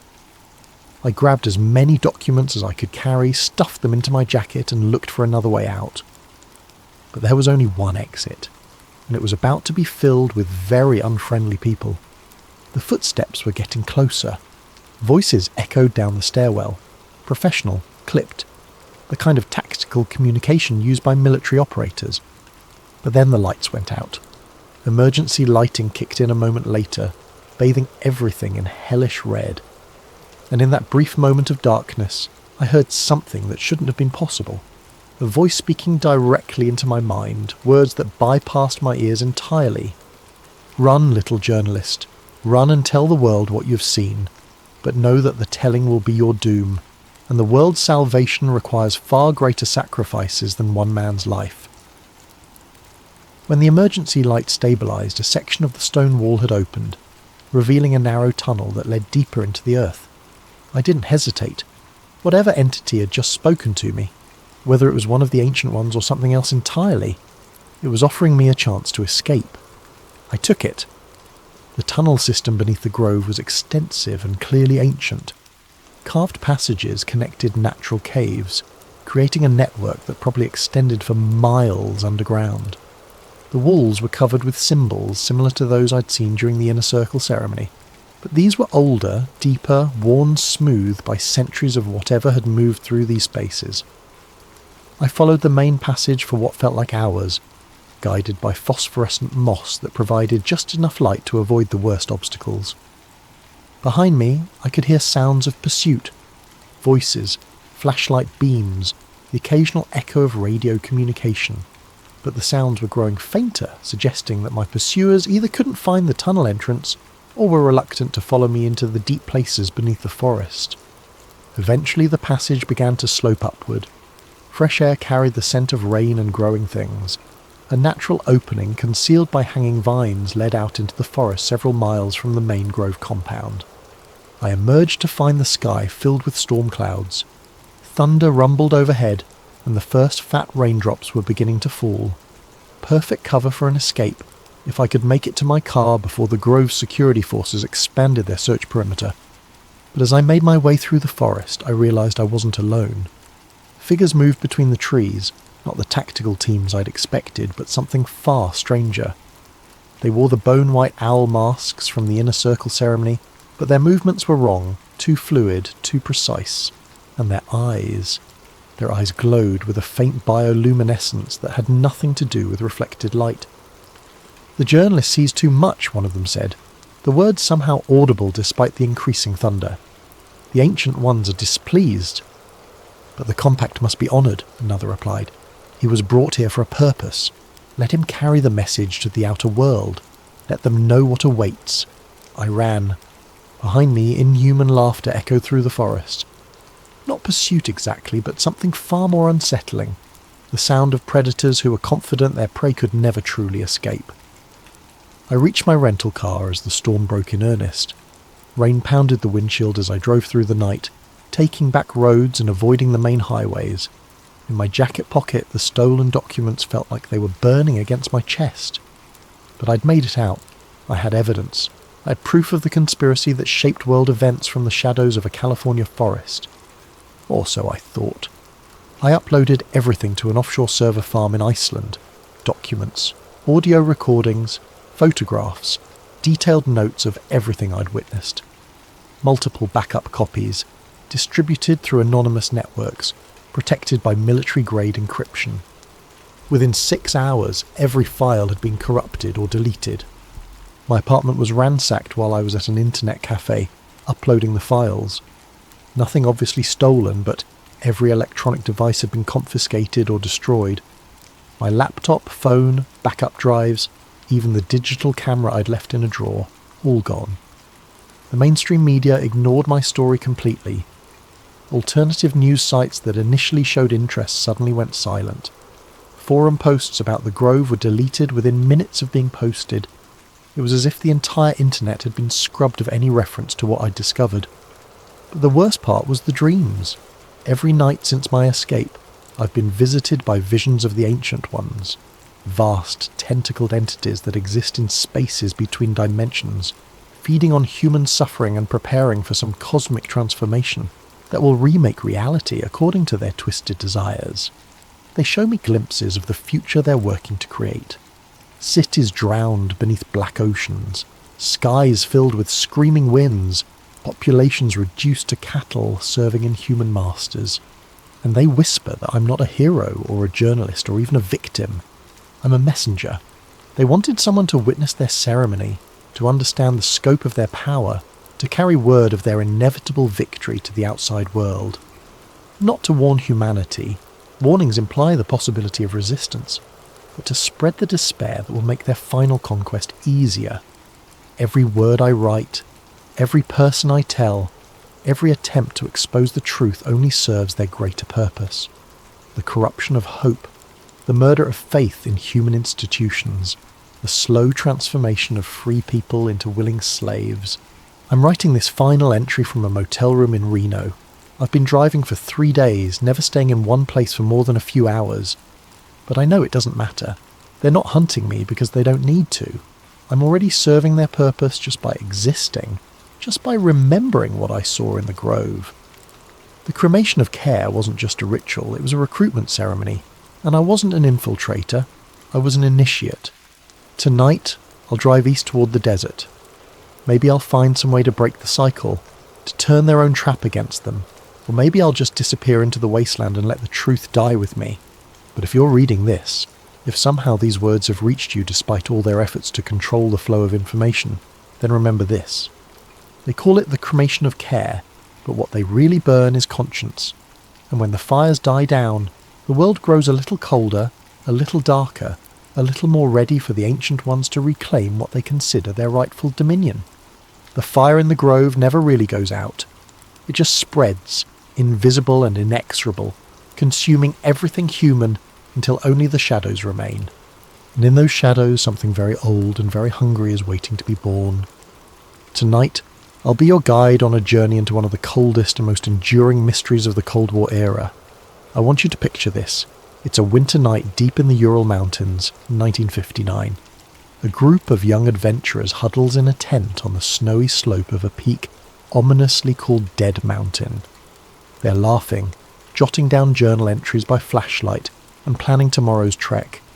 They don't know it yet, but this will be their last night alive. This is the true story of the Dyatlov Pass incident, a mystery that has haunted investigators for decades. My name is James, and I've spent weeks poring over old case files, diaries, and witness reports about what happened to those 9 hikers in 1959. The more I dig, the more the Dyatlov Pass incident feels like a nightmare straddling the line between fact and fiction. So, let's delve into it together step by step as if we're investigators unravelling a case file. The story begins in late January 1959. 10 experienced ski hikers from the Ural Polytechnical Institute set out on an expedition to reach a mountain called a Torten in the northern Urals. They were all in their early 20s, 7 men and 2 women, except for one older instructor, and were led by a 23-year-old radio engineering student named Igor Dyatlov. On January 23, 1959, the Dyatlov group received their route book and left the city of Sverdlovsk, today's Yekaterinburg, by train. You can imagine them on that train, excited, full of youthful bravado, maybe singing along to a mandolin one of them brought for the journey. After 2 days on trains, the party reached Ivdel, a remote town at the edge of the northern Ural Mountains, which also housed a Soviet Gulag camp for criminals. From Ivdel, they travelled by bus and then hitched a ride in the back of a woodcutter's truck to a settlement called Vizhai, the last inhabited village to the north. The locals in Vizhai must have looked at these university students with a mix of admiration and concern. The route they planned to traverse was rated Category 3, the most difficult, and they were attempting it in February, the cruelest time of year. On January 27th, the Dyatlov group left Vizhai and began their trek into the wilderness. One member, Yuri Yudin, had been struggling with health issues. He had rheumatism and a congenital defect that caused knee pain. By January 28th, Yudin's joint pain became too severe. Reluctantly, he turned back toward Vizhai, unable to continue. He had no idea that by saving himself, he was sealing his fate as the expedition's sole survivor. Yuri Yudin would never see his friends alive again. The remaining 9 hikers pressed on into the wild, unaware of the fate that awaited them. Through diaries and photographs recovered later, investigators have pieced together their route. By January 31st, the group had reached the edge of a highland area and cached surplus food and equipment in a wooded valley to be used for the return trip. They joked around, took photos, and even made a little mock newspaper they titled The Evening Autoton, in which one entry humorously proclaimed, "From now on, we know that the snowmen exist," likely a tongue-in-cheek reference to local Yeti legends. Despite the exhaustion and cold, their spirits were high. On February 1st, the team started to move through a mountain pass, later named Dyatlov Pass after this incident, with the plan to camp on the other side that night. But the weather turned on them. A howling snowstorm and blinding wind caused Dyatlov's team to lose their direction on the barren slopes. Instead of crossing the pass into the shelter of the valley beyond, they had veered west, finding themselves on the flank of a mountain called Kolatshakal, which in the local Mansi language means dead mountain. By the time they realised their mistake, it was late in the day and visibility was near zero from the blowing snow. Rather than descend 1.5 kilometres down into the forest for cover, Igor Dyatlov decided to pitch their tent right there on the mountainside in the open. Perhaps he didn't want to lose the altitude they'd gained, or perhaps he wanted to prove they could handle camping on an exposed slope in a blizzard. The 9 of them set up their large tent on the bare snow, chopping into the slope for a flat spot. It was a decision that would be heavily scrutinised later. That evening of February 1st, 1959 must have been brutal. Temperatures were around minus 20 degrees Celsius, and winds roared over the pass. Still, inside the tent, the group was relatively secure. They had a warm dinner. Later forensic analysis of their stomach contents showed they ate around 6 to 7 p.m. In one of the last photos recovered from their cameras, they are seen joking and smiling as they set up camp in the twilight on February 1st. Despite the extreme cold and howling wind outside, they seemed in good spirits, jotting down journal entries and chatting as they settled in for the night. They could not have imagined the terror that was coming. Something happened in the dark early hours of February 2nd that changed everything. We don't have eyewitnesses to describe it. All we have is the evidence left behind, and that evidence reads like the opening scene of a horror film. Sometime after midnight, the tent was suddenly slashed open from the inside. The 9 campers, who had been sleeping or resting, burst out of their tent into a howling snowstorm in the pitch black of night. They left behind almost all their gear, boots, coats, hats, sleeping bags, axes, as if fleeing an imminent threat. Imagine the situation. It's minus 30 degrees Celsius, minus 22 degrees Fahrenheit, outside, and yet something scared or startled them so badly that they ran out half-dressed and barefoot into the blizzard. Why? What could have terrified them, or otherwise compelled them to abandon their only shelter and run into certain death? That's the question investigators have grappled with for over 60 years. When the group failed to return to Vizhai by February 12th as planned, there wasn't immediate alarm. Delays of a few days were common for such expeditions. But as day after day passed with no word, the hikers' families grew anxious. By February 20th, the relatives demanded a search and rescue operation. The Ural Polytechnic Institute sent student volunteers to scour the route, and soon the Soviet army and local militia police joined in, with planes and helicopters dispatched to aid the search. Rescuers faced brutal weather themselves, traversing deep snow and scanning miles of desolate terrain. Among the searchers was a student named Mikhail Sharavin, who on February 26th would make a chilling discovery. On February 26th, 1959, Sharavin's search team was moving along the slopes of Kolatshakal when he spotted something odd sticking out of the snow. As they got closer, they realised it was a corner of the missing group's tent, collapsed and half buried in the snow. Sharavin used an ice pick to hack open the tent's entrance, which was blocked with snow. The sight inside the tent baffled him.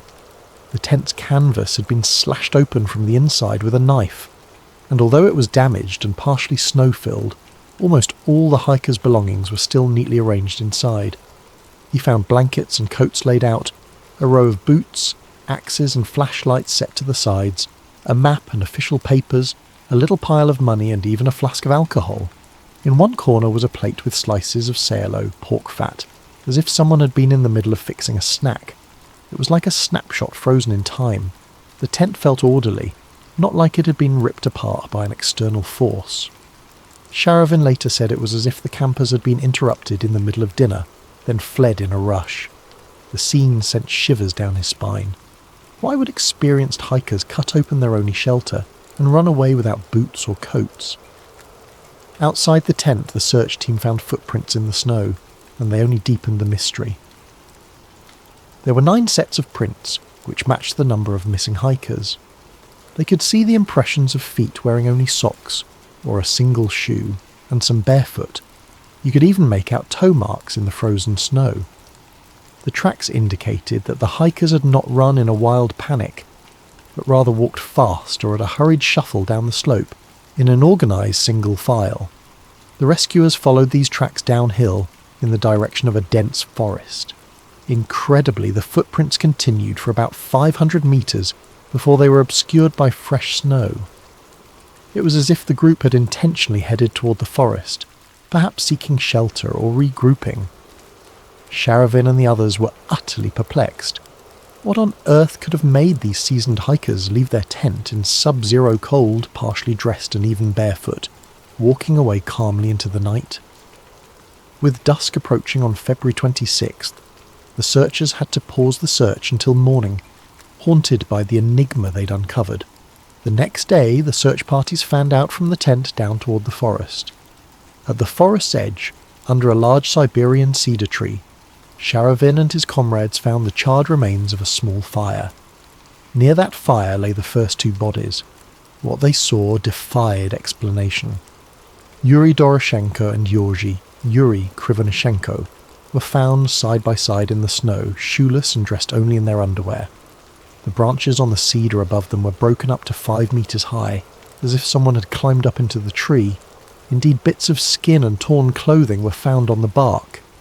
It looked like one of them had frantically clambered up the cedar, either to get a better view of the area, perhaps trying to spot the tent in the dark, or to escape something.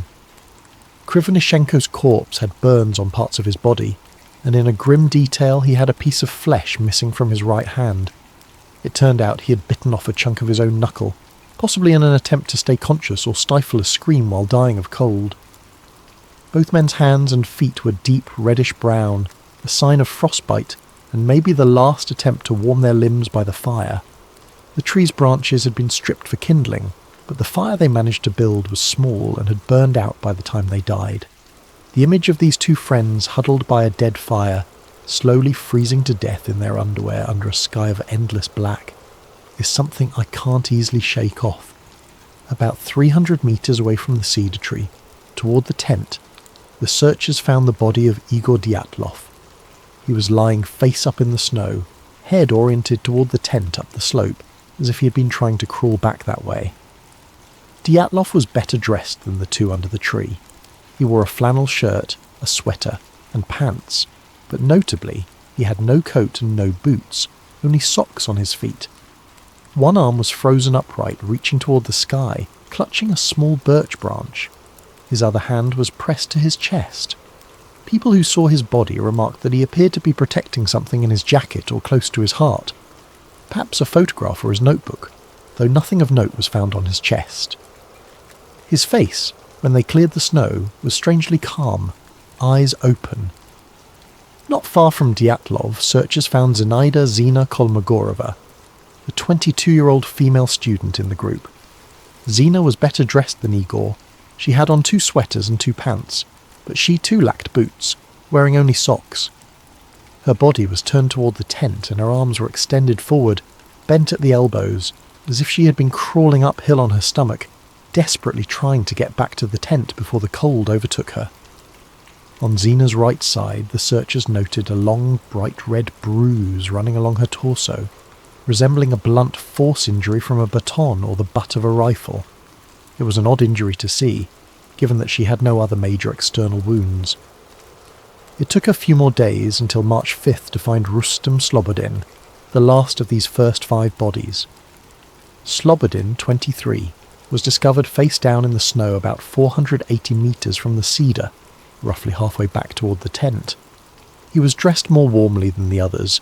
He had a long-sleeve undershirt, a sweater, 2 pairs of pants, 4 pairs of socks, and 1 felt-lined boot on his right foot, but his head was bare and his left foot was only in a sock. In his right hand, Slobodin clenched a small pocket knife, closed. An autopsy would later reveal that Slobodin had a fracture in his skull, about 7 inches long, consistent with a blunt impact. However, this crack in his skull was not deemed a fatal wound. The medical examiner thought Rustem could have sustained it during a fall and continued moving for at least an hour afterward. Like Dyatlov, Kolmogorova, Doroshenko and Krivonishenko, Rustem Slobodin ultimately died of hypothermia.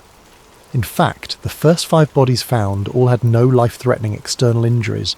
They had perished from the unforgiving cold.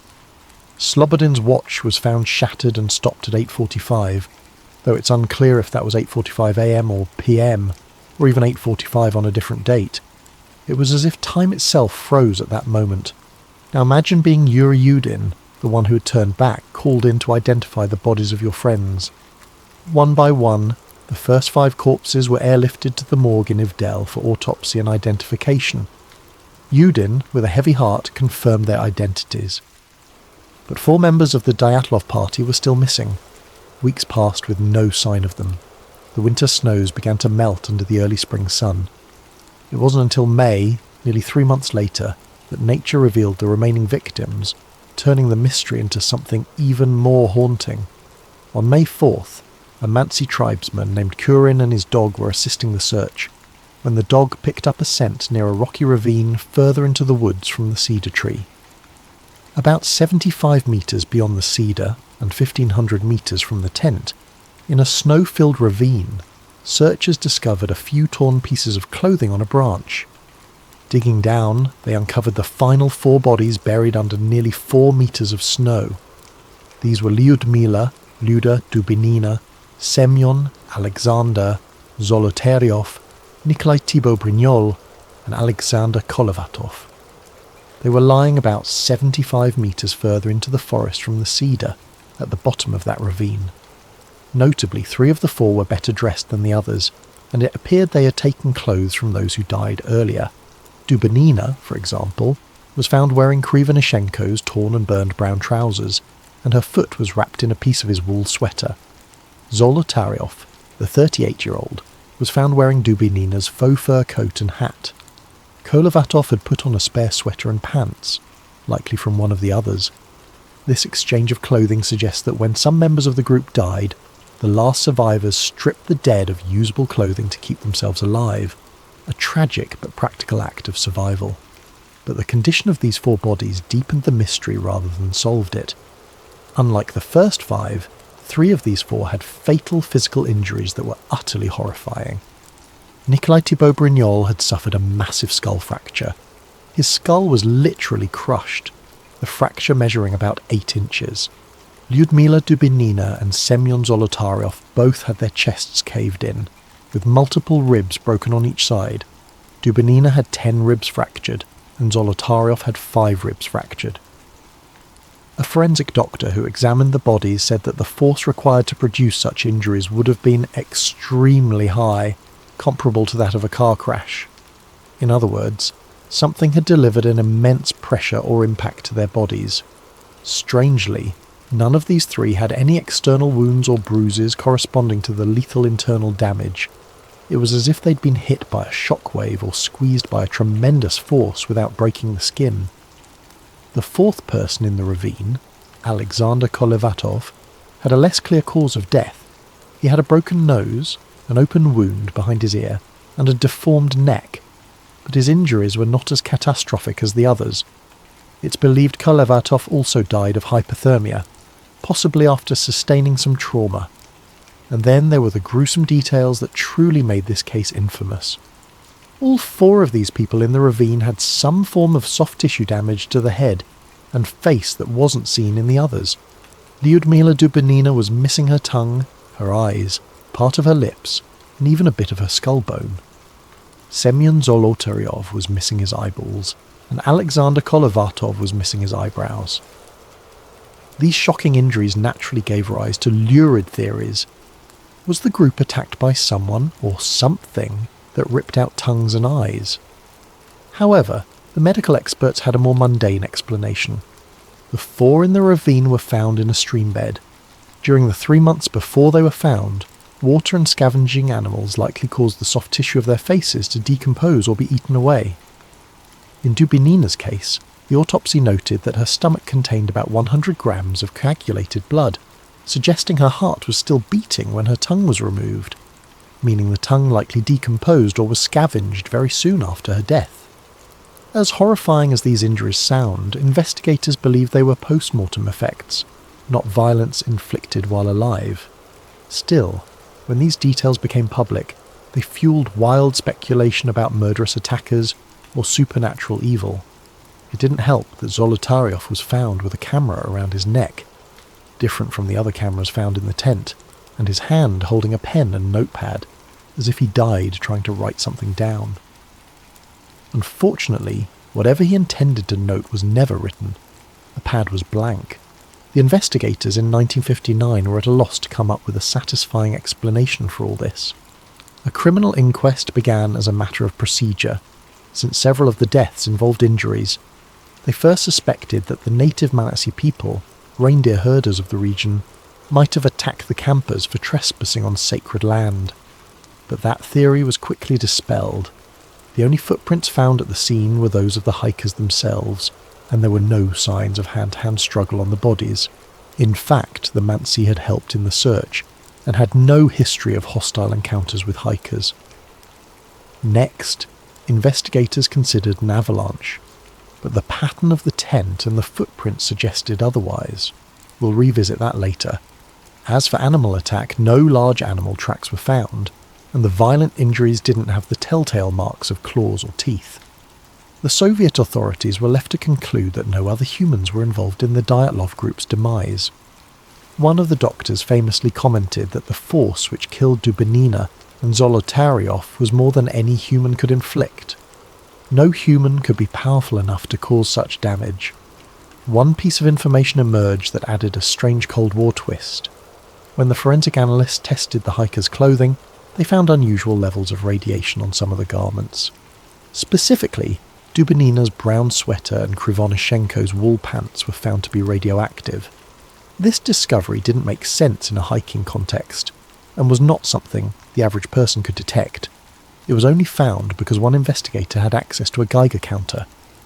The presence of radiation fueled speculation that the Dyatlov party had encountered some secret weapon or radioactive fallout. However, a closer look provided a more ordinary explanation.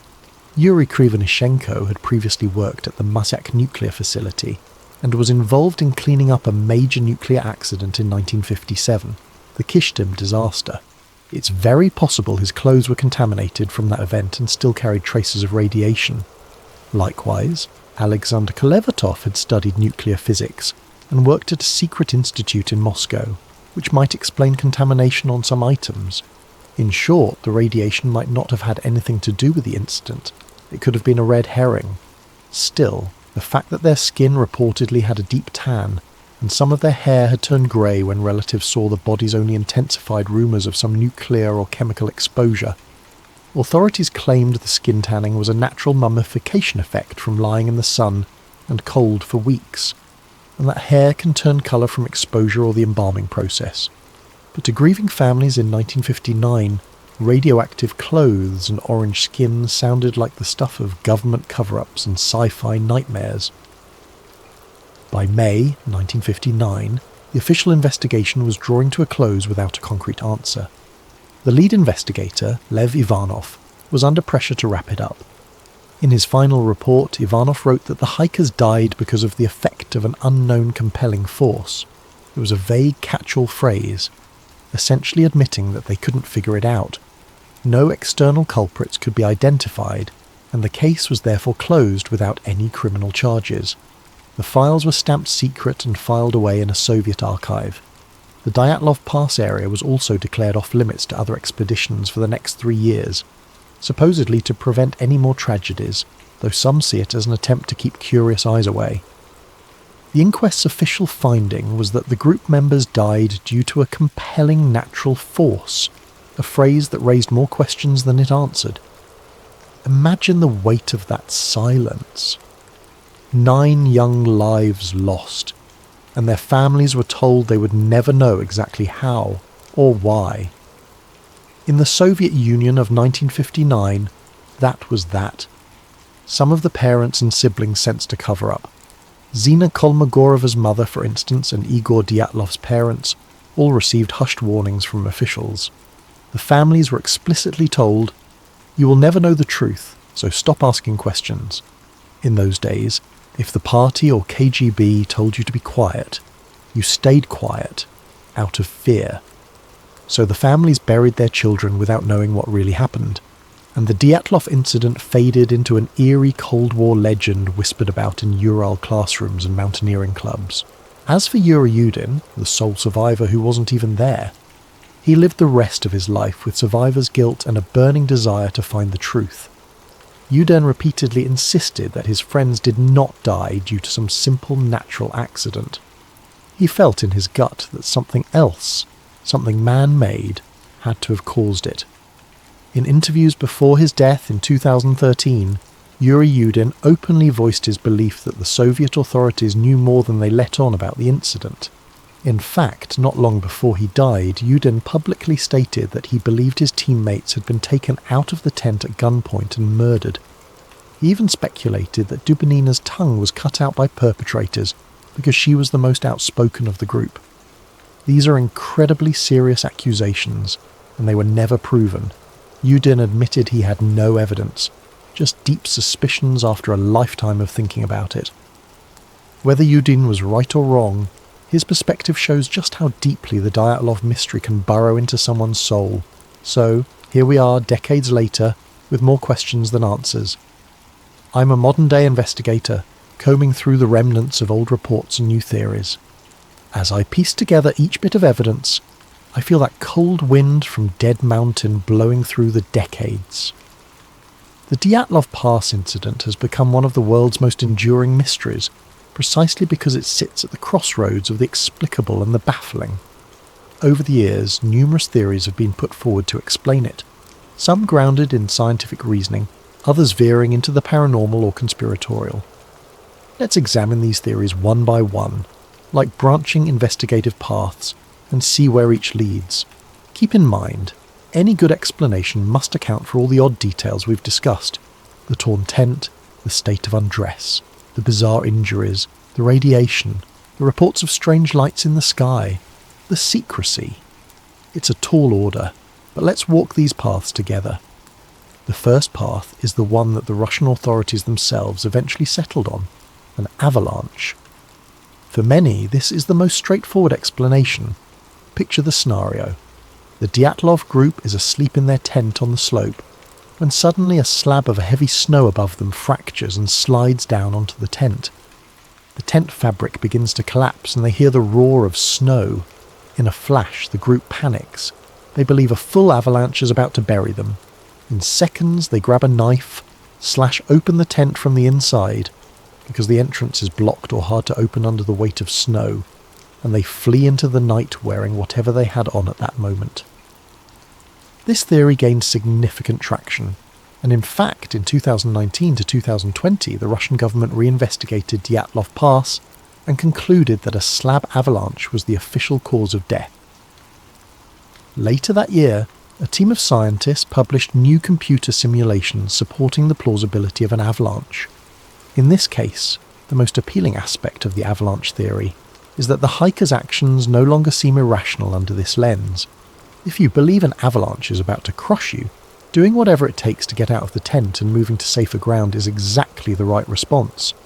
And indeed, everything the Dyatlov group did after leaving the tent can be seen as textbook survival behaviour once you assume an avalanche threat. The theory goes like this. A slab of snow, perhaps loosened by the wind or the heat from their stove earlier, slid and partially buried the tent, making loud cracks and rumbles. The experienced hikers immediately and calmly initiated an emergency evacuation. They cut their way out of the tent and headed for ground that would be safe from a larger avalanche, which in this case meant moving toward the tree line on the far side of the pass. They didn't take time to put on boots or grab equipment because every second mattered. In their minds, they had to get clear of the avalanche path. In just their socks and light clothes, they made it about a mile downslope to the forest. There they regrouped and tried to stay warm by building a fire, We saw evidence of that by the cedar. They also dug a snow cave as a shelter. The ravine where the last four were found had branches laid out on the floor, signed, "Hello, listeners of Sleep Theories." Before we begin tonight's story, I hope you're all having a wonderful day, or evening, depending on where you are in the world. Whether you're listening from London at midnight, New York in the afternoon, or perhaps Tokyo as the sun rises, I want you to know that these stories connect us all across time zones and continents. If you're new here, please consider subscribing to Sleep Theories for more tales that blur the line between history and mystery. Now settle in as we explore something that was buried in Soviet archives for over 60 years. Dr. Alexei Morozov, Soviet Geological Survey. Tunguska Region, Siberia. October 1959. Classification: Sekretna, Secret. Declassified 2025. Entry 1, October 12, 1959. Audio quality: poor wind interference. This is Dr. Alexei Morozov, Soviet Geological Survey designation 4471. I am recording this for the scientific record, though I suspect it will never see the light of day. The date is October 12th, 1959. I'm approximately 40 kilometres southeast of the Tunguska impact site, and I fear we have made a terrible mistake in coming here. But let me start from the beginning. 3 weeks ago, I was summoned to Moscow by the Academy of Sciences, or so I thought. The meeting was held not in the familiar halls of the Academy, but in a nondescript building on Lubyanka Square. Even a geophysicist like myself knows what that means. The man who greeted me wore the pressed uniform of a Soviet army colonel, but his eyes held the cold calculation I'd learned to recognise during my time in Antarctica. KGB without question. "Dr. Morozov," he said, not bothering with pleasantries, "your expertise is required for a matter of national importance." He spread photographs across the metal table between us. Satellite imagery, clearly recent given the resolution quality I'd never seen before. The images showed the Tunguska region from above, but with strange geometric overlays and radiation measurements marked in red. "What am I looking at, Colonel?" "Volkov," he supplied. "Colonel Volkov, and you're looking at proof that the Tunguska event of 1908 was not what our scientists have claimed." The photographs showed radiation patterns that made no sense for a meteor impact. Instead of the expected circular dispersion, the gamma radiation formed precise geometric shapes, hexagons that stretched for kilometres beneath the forest floor. "Our Cosmos satellites detected these anomalies 3 months ago," Volkov continued.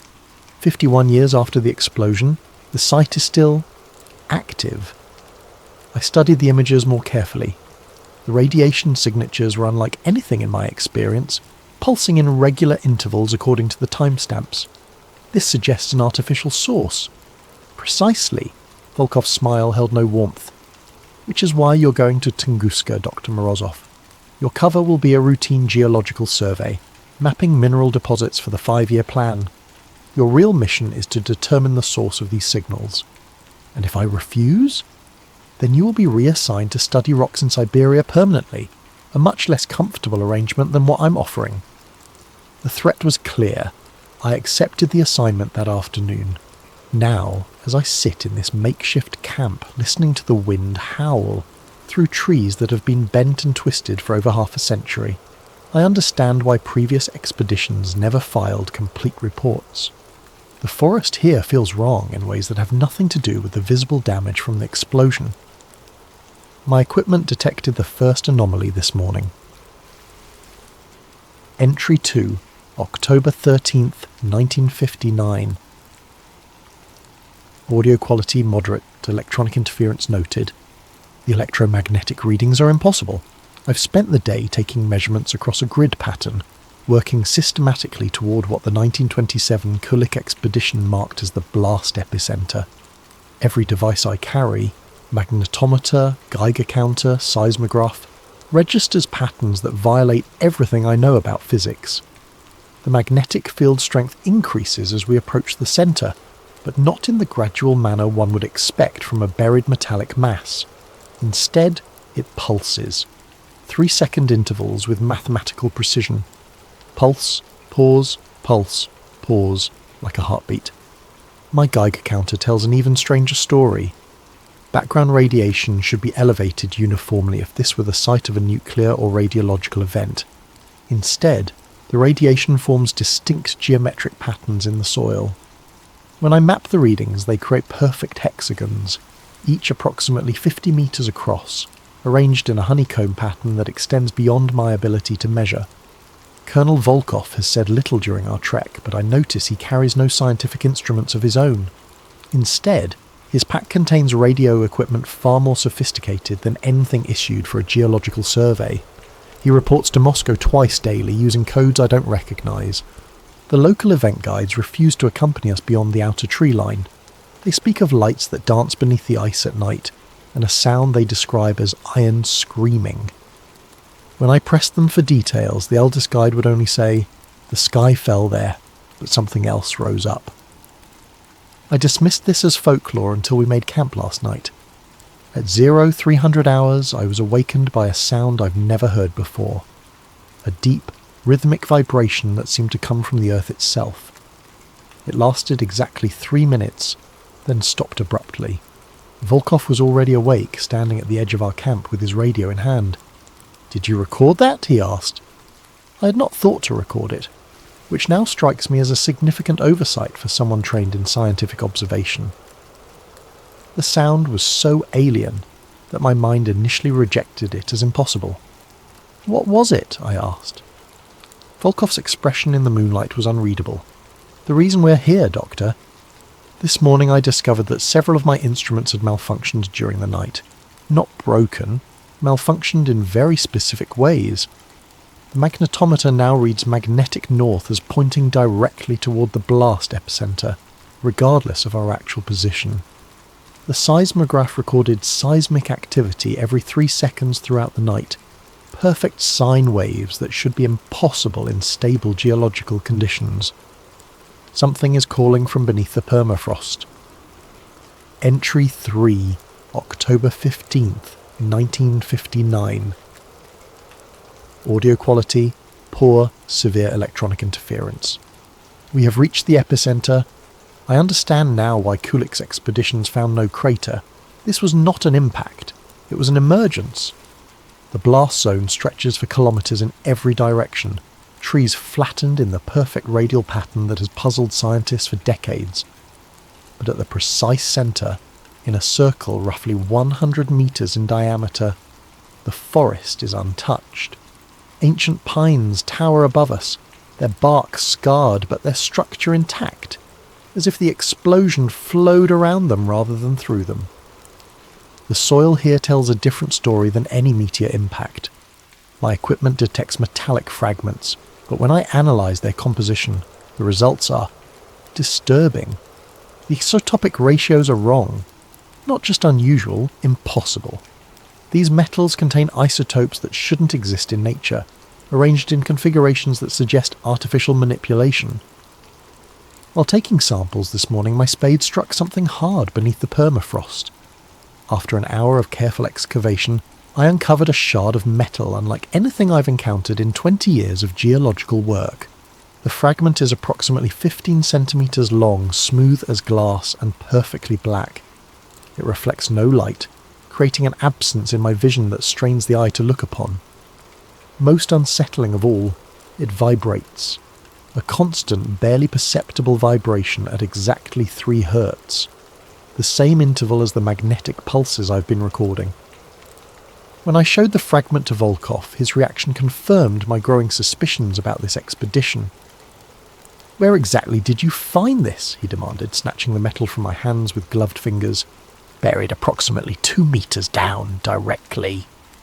You will note its location precisely and excavate no further in that area."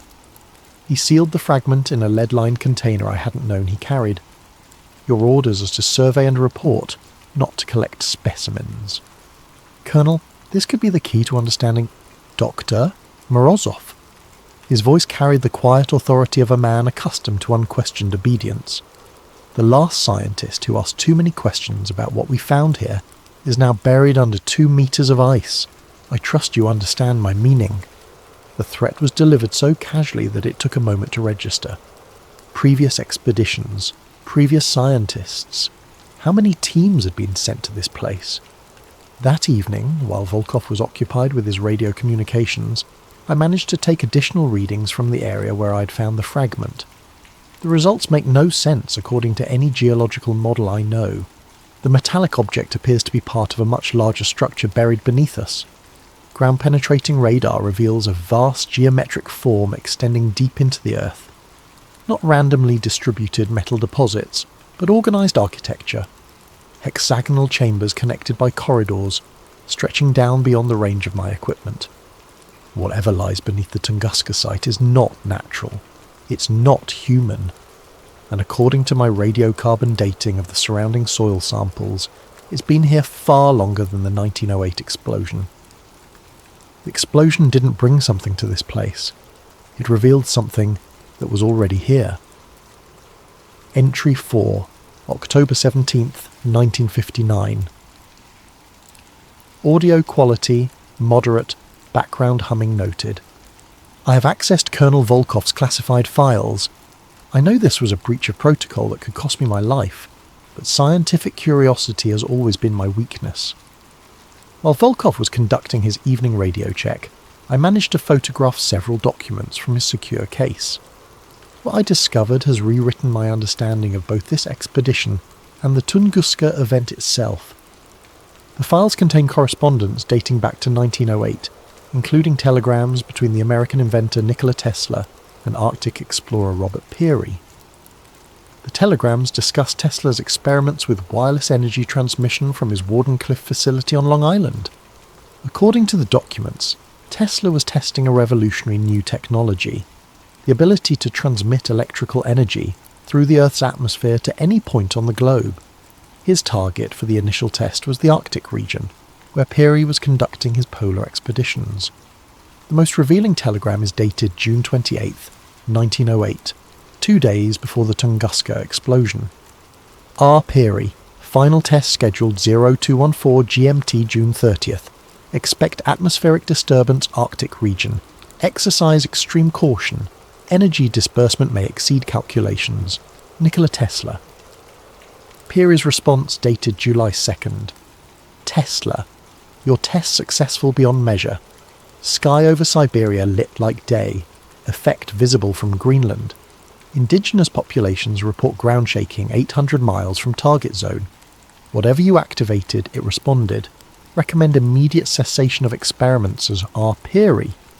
But the most disturbing document is Tesla's private journal entry, included in the KGB files through means I cannot determine. The transmission was successful, but not in the manner intended. We have awakened something that was not meant to wake. The energy beam penetrated not just the atmosphere, but the ancient ice. What we interpreted as successful power transmission was in fact a response signal. We are not the first to wield such power. We are merely the first to do so blindly. Tesla's Wardenclyffe facility was shut down and demolished just days after the Tunguska event. Official records claim financial difficulties, but the classified Soviet documents suggest otherwise. Tesla himself wrote to a colleague, "Some discoveries are too dangerous for the world as it exists." The KGB files contain additional evidence that Soviet authorities have known the truth about Tunguska for decades. Geological surveys in the 1930s detected the same anomalous structures I've been mapping, but the research was classified and the scientists involved were reassigned to other projects, or, as Colonel Volkov implied, disposed of entirely. According to the files, at least 3 previous expeditions have been sent to investigate the Tunguska site since 1945. None filed complete reports. 2 teams vanished entirely. The 3rd team's leader, Dr. Yuri Petrov, was found frozen to death in his tent, his final notes describing hexagonal chambers that extend beyond measurement, and a sound like the earth itself breathing. The current expedition was authorised after satellite imagery revealed increased activity at the site. The geometric radiation patterns I've been studying have been growing stronger since 1957, suggesting that whatever lies beneath the permafrost is becoming more active. As I write this, I can hear that deep rhythmic vibration again. It begins every night at exactly 0300 hours and continues for precisely 3 minutes. But tonight, it's different, stronger, and I swear I can detect patterns within the sound, mathematical sequences that suggest intelligence. Volkov has been monitoring my activities more closely since I questioned him about the metal fragment. I suspect he knows I've accessed his files. If something happens to me, I hope this journal will survive to tell the truth about what we found at Tunguska. The explosion in 1908 was not a meteor impact. It was not even Tesla's wireless energy transmission, though that may have been the trigger. It was something far older responding to our signals, something that has been waiting beneath the ice for millennia, and now we've woken it up. Entry 5, October 19th, 1959. Audio quality excellent, all interference ceased. The silence is worse than the sounds. For 3 days, the electromagnetic interference that has plagued our equipment has been growing stronger. Radio communications with Moscow became impossible. My instruments registered readings that exceeded their calibrated ranges. The deep, rhythmic vibrations from beneath the earth increased in frequency and duration. Then, at dawn this morning, everything stopped. The sudden absence of electromagnetic activity is more unsettling than the anomalies themselves. It suggests that whatever has been transmitting from beneath the site has achieved its purpose. Volkov received new orders during the night via emergency radio protocol. We are to begin excavation immediately, using equipment that was airdropped to our location under cover of darkness. The machinery includes drilling apparatus far more sophisticated than anything required for a geological survey. "We're going down," Volkov informed me without preamble. "Moscow wants to know what's beneath us." "Colonel, I must advise against aggressive excavation. The structural integrity of whatever lies below is unknown. If we damage it..." "Dr. Morozov, you are here to provide scientific observation, not strategic planning. The decision has been made at the highest levels." The drilling began at 0800 hours. We penetrated the permafrost easily, but at a depth of 5 meters, the drill bit encountered something that sent vibrations through the entire operation. Not rock, not metal, but something that rang like a bell when struck. By midday, we had exposed the upper surface of a structure that defies geological explanation. The surface is composed of hexagonal plates, each roughly 2 meters across, fitted together with seamless precision. The material is unlike anything in my experience. Harder than steel, but with a crystalline structure that suggests organic growth rather than mechanical manufacture. The most disturbing discovery came when we cleared debris from one of the hexagonal plates. Beneath the ice and soil, the surface is not damaged or corroded despite its apparent age. Instead, it gleams as if newly made, with patterns of light that pulse through the material in the same 3-second intervals I've been recording. The structure is active. Alive, perhaps, though I hesitate to use that term for something clearly artificial. As we work to expose more of the surface, I noticed that my instruments were registering new types of activity. Electromagnetic pulses were emanating from the structure, but these were not random signals. They followed mathematical sequences, prime numbers, Fibonacci progressions, and other patterns that suggest deliberate communication. "It's trying to talk to us," I told Volkov during our afternoon break. His response chilled me. "No, Doctor, it's talking to something else. We're just listening in." That evening, while reviewing the day's data, I made a discovery that has shaken my understanding of human history. The electromagnetic patterns I've been recording match perfectly with radio signals detected by astronomers at the Jadrell Bank Observatory in England. The signals, dismissed by most scientists as background radiation, have been recorded intermittently since 1908. But the signals don't originate from space. They originate here, at Tunguska, and they're being transmitted outward at regular intervals. Whatever lies beneath us has been sending messages to space for over 50 years. Entry 6, October 21st, 1959. Audio quality poor, voice shows signs of extreme stress. We've broken through. After 2 days of careful excavation, we created an opening large enough to lower equipment into the structure below. The chamber we've accessed is vast, with walls that curve away into darkness beyond the range of our lights. The air inside is not stale as one would expect from a sealed underground space. Instead, it carries a metallic taste and a barely perceptible electric charge that makes the hair on my arm stand upright. Most unsettling of all, the air is warm, several degrees above freezing despite the permafrost that has covered this place for millennia. The chamber walls are covered in the same hexagonal plating we discovered on the surface, but here the patterns of light are more complex. Entire sections pulse in synchronized sequences, creating cascades of illumination that travel around the perimeter like waves. I descended into the chamber using mountaineering equipment, against Volkov's direct orders. The colonel wanted to wait for specialized personnel from Moscow, but scientific curiosity overcame caution. What I found below has convinced me that we are dealing with something far beyond human understanding. The chamber is not empty. It contains machinery, though that term is inadequate to describe what I observed. Geometric structures rise from the floor like crystalline trees, their surfaces covered in components that shift and reconfigure as I watched. The machinery, if it can be called that, appears to be self-repairing, self-modifying. At the centre of the chamber stands a pillar roughly 3 meters in height, composed of the same dark material as the fragment I discovered earlier.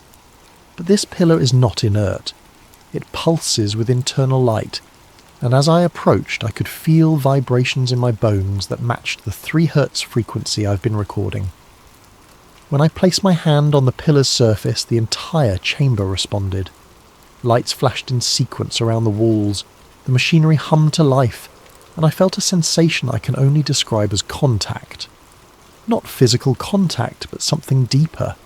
For a moment I sensed vast intelligence, ancient beyond measure, awakening from long dormancy. And I understood with terrifying clarity what Tesla had done in 1908. His wireless energy transmission had not simply sent power through the atmosphere.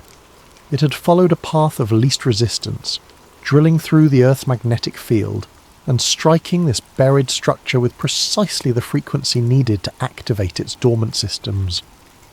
The Tunguska explosion was not caused by Tesla's energy beam.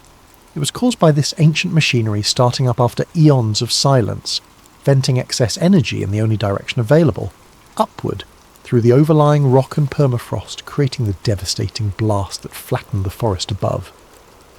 When I climbed back to the surface, I found Volkov in animated radio communication with Moscow. From what I could hear of his side of the conversation, our discovery has caused considerable alarm at the highest levels of government. Yes, sir, it appears to be functional, he was saying. No, sir, we don't understand its purpose. What do you mean, similar structures? Similar structures. The phrase hit me like a physical blow. How many of these installations exist? How long have they been buried beneath the Earth's surface? That night, as I attempted to process the implications of our discovery, the chamber below us began transmitting again. But this time, the signals were different.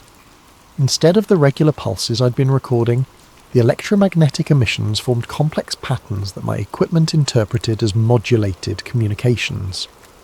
The ancient machinery was not just awakening, it was calling home.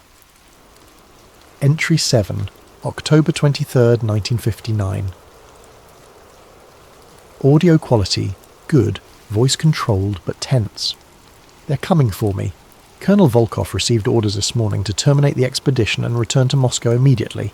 But first he informed me, all physical evidence must be secured and all personnel debriefed according to special protocols. I know what special protocols means in KGB parlance. The equipment we brought to the site has been supplemented by specialized gear that arrived with a new team of personnel during the night. These men wear no insignia and speak with accents I cannot place. They brought with them instruments I don't recognize and chemicals whose purpose I can only guess. Dr. Morozov, Volkov informed me over breakfast. Your valuable contribution to this expedition will be properly recognized in our final report. However, the sensitive nature of our discoveries requires that certain security measures be implemented. What kind of security measures? The kind that ensure state secrets remain secret. I have hidden this journal and my personal recordings in a cache approximately 1 kilometre northeast of our primary camp. If I don't survive to retrieve them, perhaps someone else will find them and understand what we discovered here. Before they seal me away from the world, I want to record what I believe happened at Tunguska, based on everything I've observed and documented. The structure beneath us is not human in origin. The materials, the construction techniques, the technology, all of it speaks to a civilization far more advanced than anything we've achieved. Based on geological analysis of the surrounding rock, I estimate the installation has been here for at least 10,000 years, possibly much longer. The machinery I observed in the chamber appears to be some kind of communication array, designed to send and receive signals across vast distances. The regular electromagnetic pulses I've been recording are not random transmissions. They're a beacon, announcing the location of Earth to whoever might be listening in the depths of space. Tesla's 1908 experiment accidentally activated this beacon after millennia of dormancy. The massive energy discharge that created the Tunguska explosion was simply the ancient machinery powering up, like a generator that had been offline for geological ages suddenly roaring back to life. But the most terrifying aspect of this discovery is what it implies about our planet's history. If one such installation exists beneath Siberia, how many others lie buried across the Earth? Who built them? And why? I fear we are not alone in the universe. Worse, I fear we never have been. The electromagnetic signals emanating from the Tunguska site have been growing stronger and more complex since we began our excavation. What started as simple mathematical progressions has evolved into what can only be described as conversation, questions and responses, acknowledgements and confirmations. Something is answering the beacon's call. Last night I observed lights in the sky that bore no resemblance to any natural phenomenon I know. They moved with purpose and intelligence, geometric formations that pulsed in synchronization with the signals from below. They hovered over our campsite for nearly an hour before disappearing beyond the horizon. Volkov pretended not to see them, but I noticed he spent the rest of the night in radio contact with Moscow. This morning he informed me that our mission was complete. Complete? I asked. We've barely begun to understand what we found here. We've confirmed the presence of anomalous structures and documented their basic characteristics, he replied. That was our objective. Our objective was to determine the source of the satellite readings. We've discovered something that could revolutionize our understanding of human history, of our place in the universe. We can't simply walk away. Volkov's expression remained impassive. Dr. Morozov, there are forces at work here that extend far beyond your scientific curiosity. This site will be classified at the highest levels and placed under permanent monitoring. Your role is finished. And if I refuse to remain silent about what we've found, then you will join the other scientists who asked inconvenient questions. The threat was delivered with casual finality.